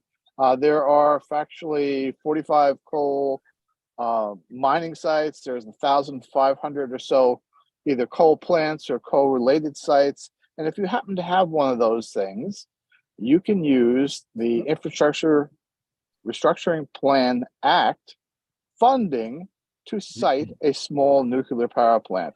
And why is that a bad deal? Well, they're really not well managed because we've never built one, and we don't know how well these things will even work as a power plant. We know they're going to be very expensive, and we also know that this thing that Wendy talked about called HILU, which is a highly enriched nuclear fuel, is going to be used in these nuclear power plants.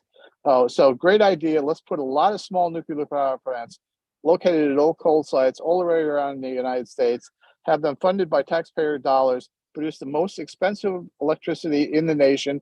And by the way, what happens if somebody decides to go into these power plants and steal fuel or somehow do other nasty things? It's just a crazy idea, but here we are, your taxpayer money put to good use, not. You know, it's amazing to me the lengths that the nuclear industry will go to avoid going to renewables. I mean, they will jump through every hoop imaginable to not put solar panels on rooftops. You know, it's like the plague. It's like garlic to a vampire. is renewable energy. And we know we're facing this in Ohio, and Pat is very well aware of this. The wind potential on the north coast of Ohio, in other words, the belt along Lake Erie, south of Lake Erie for 10, 20 miles down, is incredibly great for wind power. And in 2016, we in Ohio were prepared to have $4 billion of private investment to put a band of wind turbines on farms that really wanted them across northern Ohio. And the legislature intervened and passed an impossible restriction in the Ohio Code.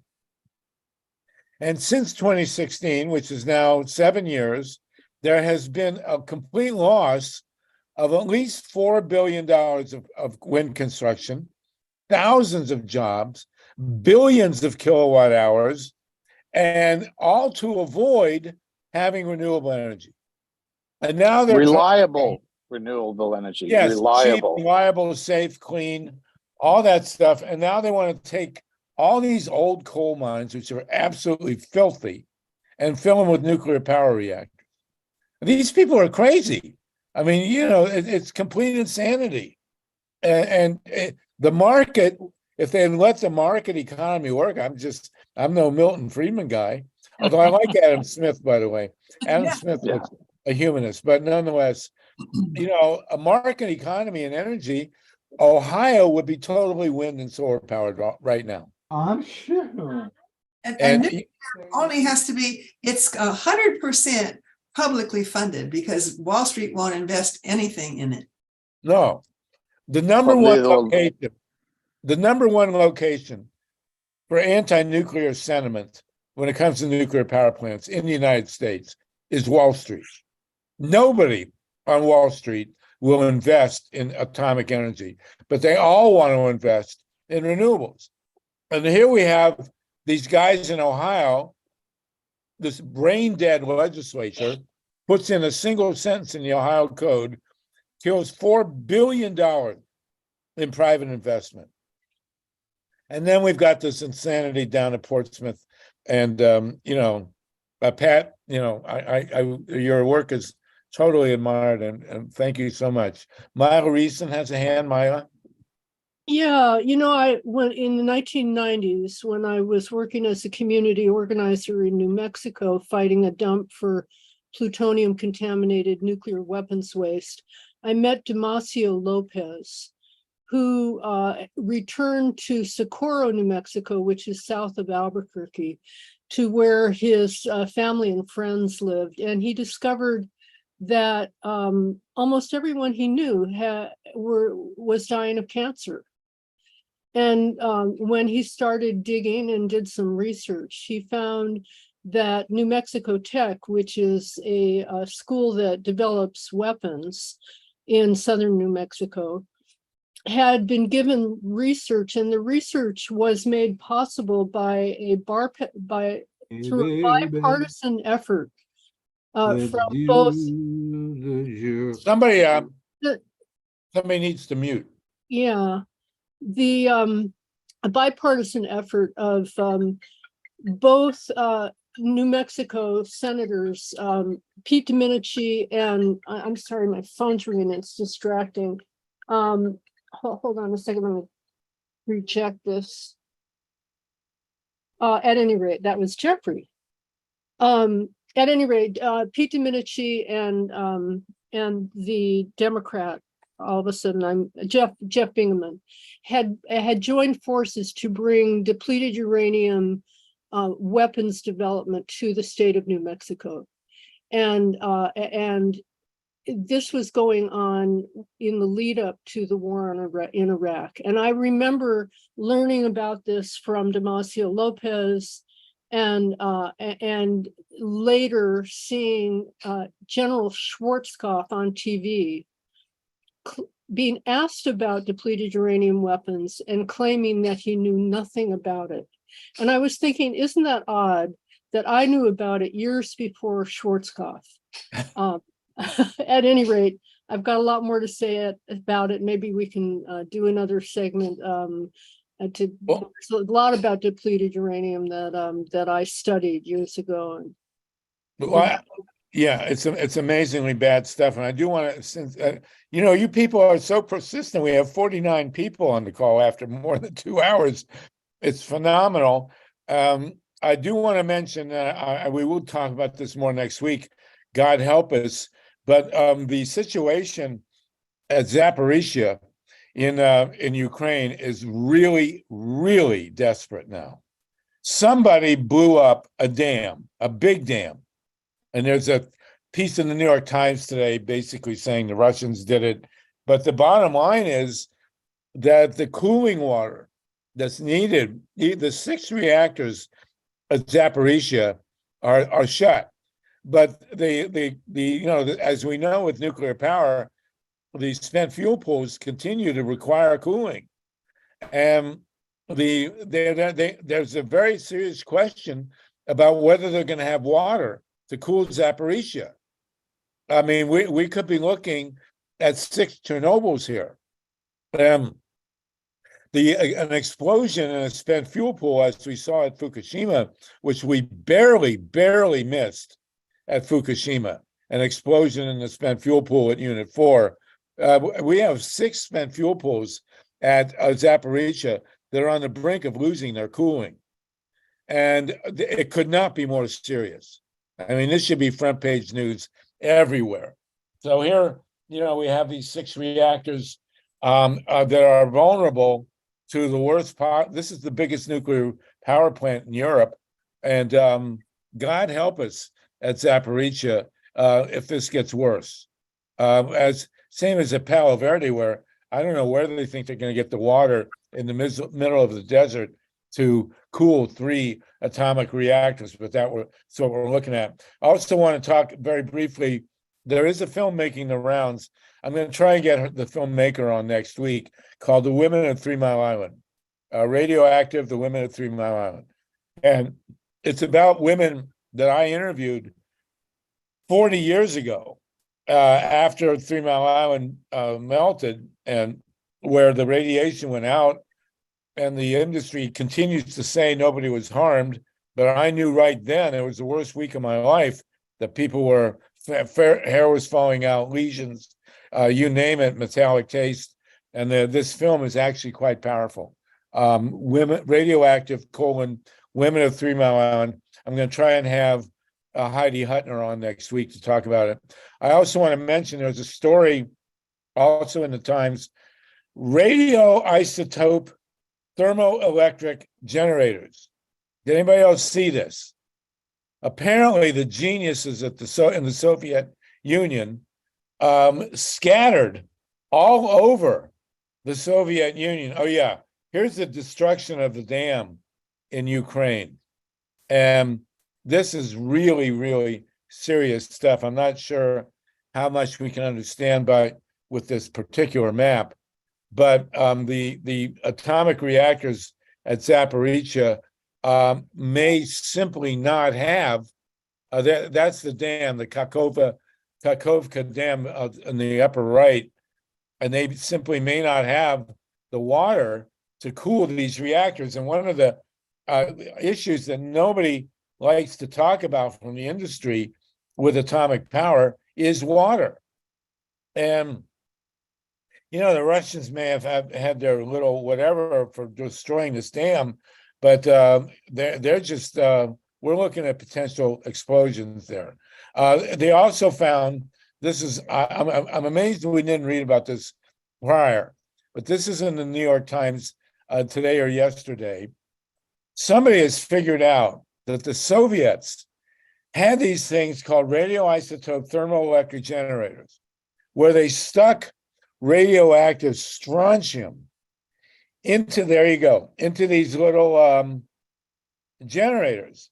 And it was strictly heat. It was not fission.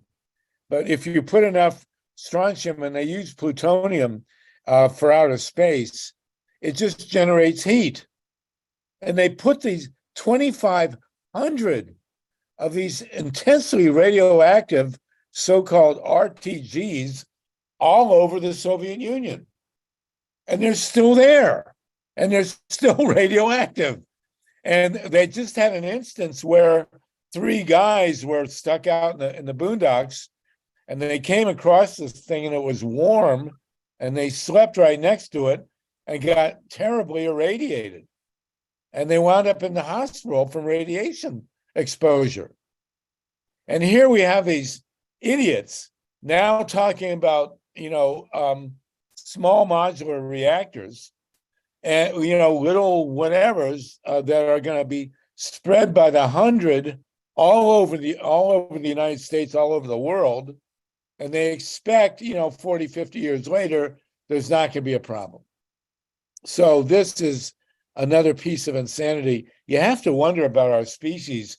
And I'm rooting for the space people to come down and deal with this stuff. I mean, I don't know if our species really has the heart or the bandwidth to deal with these crazy things that we keep producing.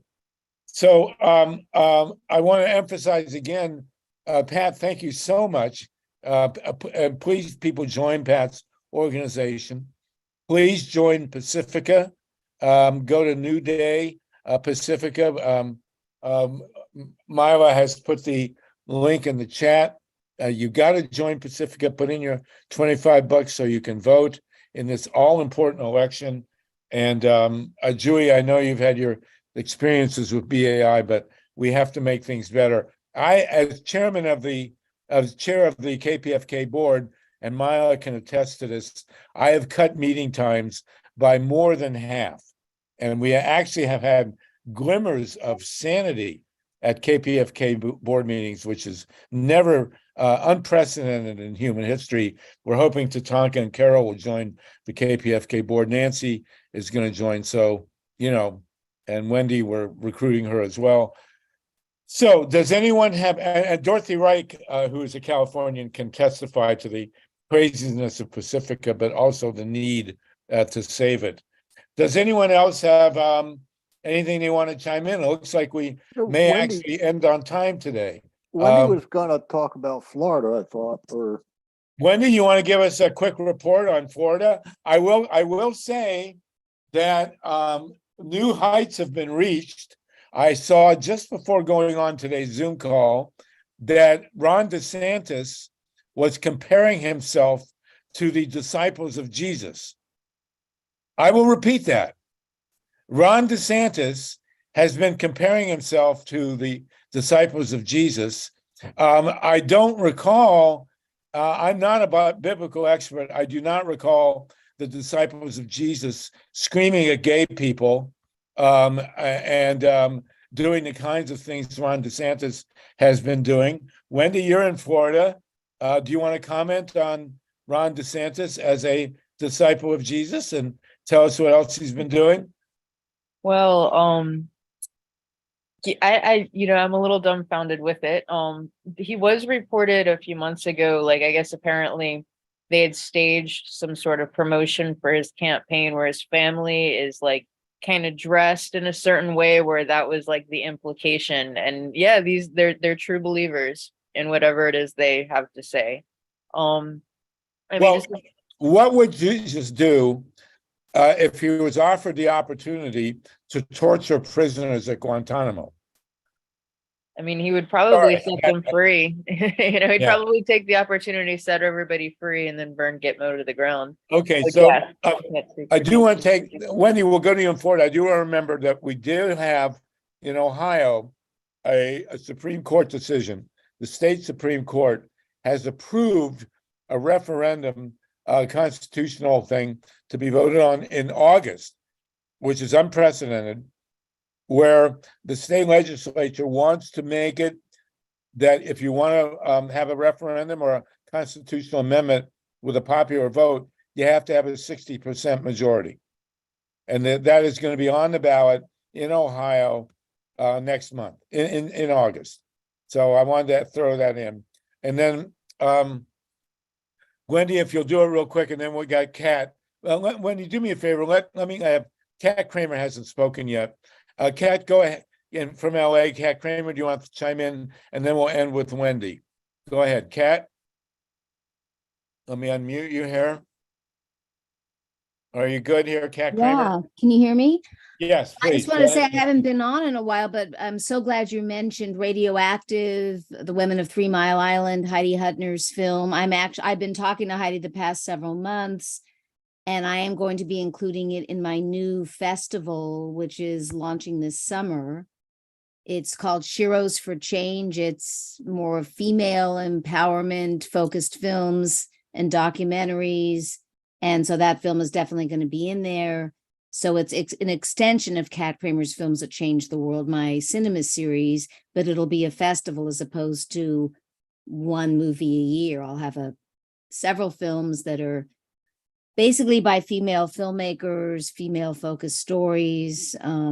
But I wanted to add that. So I'm so glad that you're going to have Heidi on. Well, actually, when you talk to Heidi, ask her to come on with us next week or the week after, and we will gladly include you, and you can post the links to your film festival. I remember the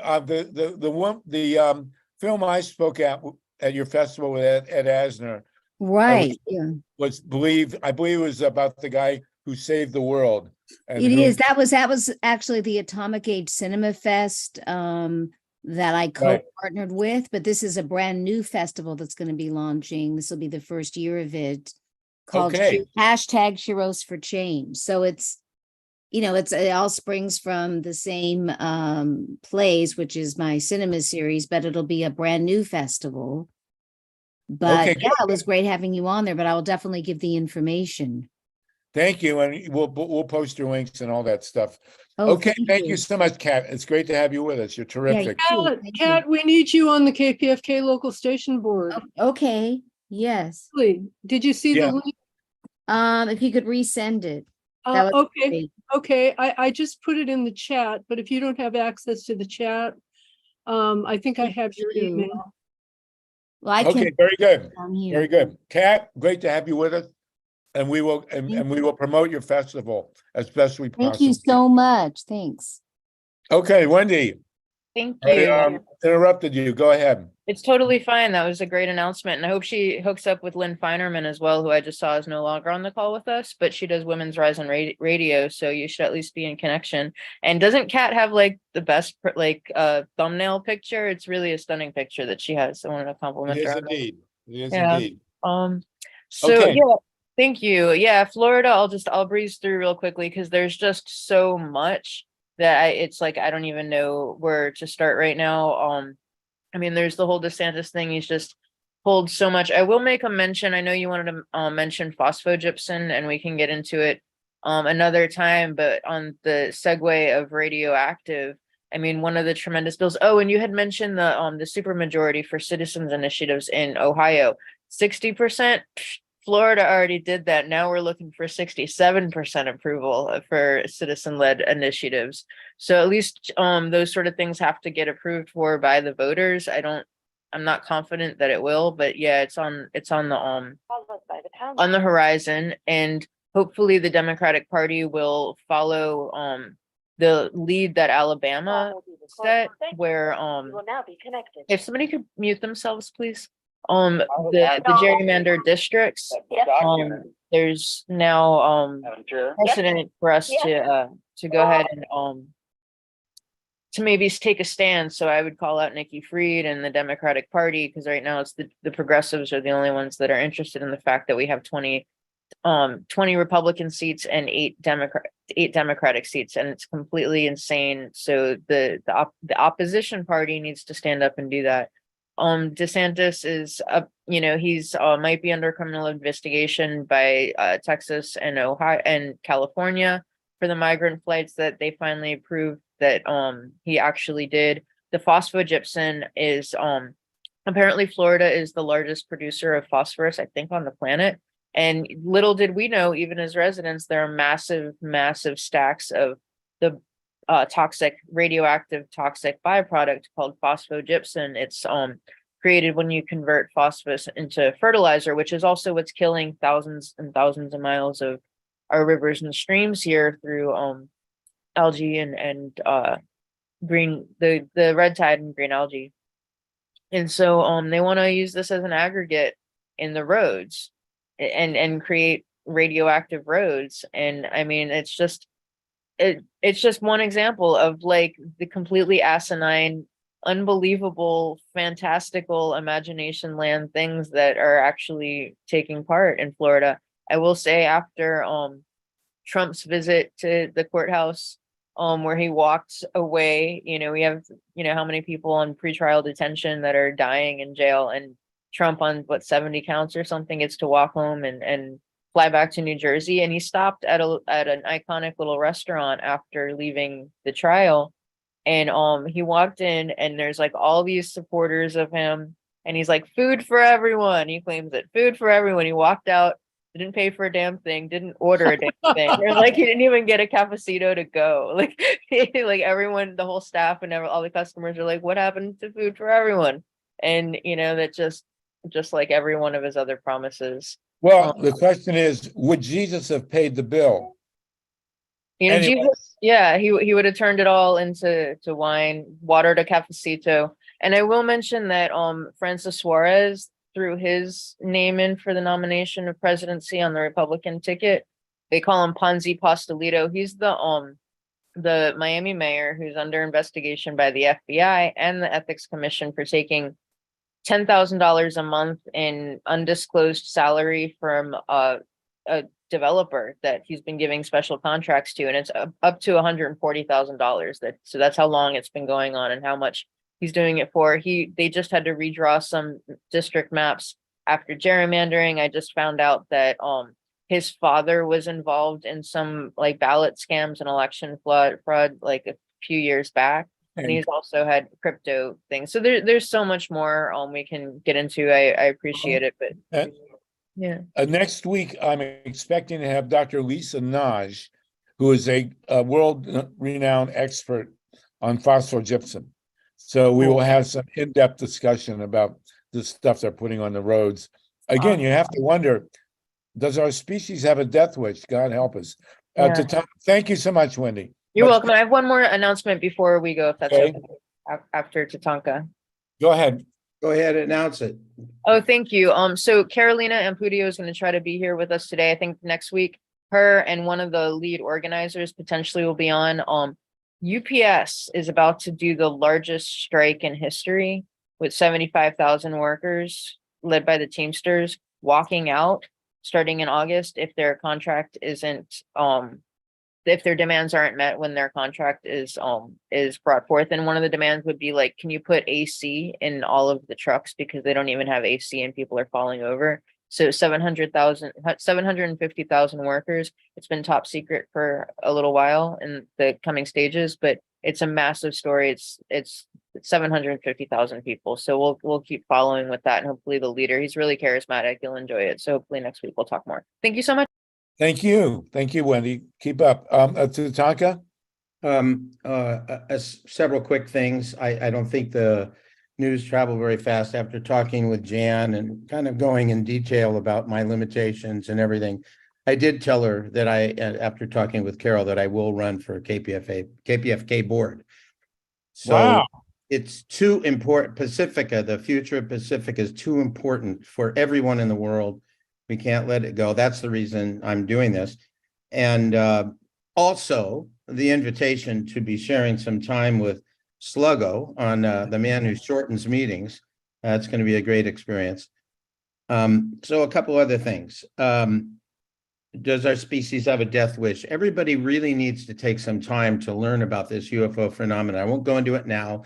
We need more time later, but it's all the evidence is out now. And what we can't really decipher is how much of all the nefarious reportage of kidnappings and all the experiments on humans, with what we know now of corporate America, Lockheed and Raytheon, weaponizing this in 1954, when we could have had free energy for the whole world and not poison our planet, not even have the climate crisis we have now.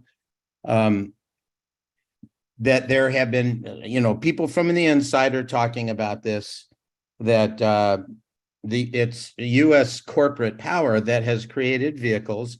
They have grommets. They can't materialize and dematerialize, but they've reverse engineered the technology, and they go 20,000 miles an hour, and they can cloak themselves. They're doing God knows what in many nations of the world, and people don't even know it. People of that nation don't know that, for instance, one man who talked about coming across a drug running operation in the Philippines and lived to tell it, that it was basically a vehicle for that, just combining with the worst global fascist elements of drug running, et cetera. So there's been a lot that's been going on for our entire lives that is coming out now. And the fact is that we have neighbors, and what we're doing is not only affecting the life of humans and all the four worlds of Grandmother Earth on this planet, it's affecting the lives of other civilizations. They have between 60 and 70 different types of ETs that they've studied, that they've downed, et cetera. It's a huge issue. It's very important for everything that we're doing. Okay. So DeSantis, I really think the thing, what is he doing about, the advertising being a disciple of Christ? I think he's just trying to out-Trump Trump. Trump spreads this rumor that he's, they create all this imagery that he's a messenger of Jesus and et cetera, et cetera. And so he's just trying to outdo him. He's a disciple. Okay. It's a little competitive thing going on, who has the bigger dick, so anyway, we've got a lot of work to do. And I just want to say that if there's one thing that the historical figure of Joseph Bar Joseph, or Yeshua, the Jewish guy who created a quiet revolution against the Roman Empire, that he is really consistently all about is nonviolent, radical nonviolence. The real question is, how do you get these cults of people that are radically violent and radically non-love and, call themselves Christian? That's another whole story. Well, that's a question for the ages, and always, I'll end with this, and I know it's kind of hokey, but when I was raised Jewish, but I went to public school, and I was in the choir, and every Christmas we sang what is still one of my favorite songs, which is "Oh Holy Night." People know "Oh Holy Night," so I'm going to very quickly recite it, and then I'll tell you, you'll see why. "Oh Holy Night, the stars are brightly shining. It is the night of our dear Savior's birth. Long lay the world in sin and error pining, till he appeared and the soul felt its worth. A thrill of hope, the weary world rejoices, and yonder breaks a new and glorious morn. Fall on your knees, oh, praise his name forever. His law is love, and his gospel is peace. What could be more clear? I've obviously remembered that for the last 70 years. And here we are. And, you know, these guys are running around saying they love Jesus. I think it's somebody else that they're talking about, you know? So Yeah. on that note, On we will that have a note, great. What were the stars that the Magi were following? You know, which ET band were they from? And Exactly where did the right. virgin birth come from, et cetera. Anyway, it's a lot to go It's a over. lot to unravel. We can do it next week. We Yeah. will have Lisa Naj talk about the phosphorus, and we will talk about the Teamster strike. And I'm going to bet you we're going to be talking about Julian Assange. I will be astounded if they bring him here. It will be one of the dumbest things the U.S. government ever did. But hey, you know, as they say, bring it on. Jeffrey, I know you got your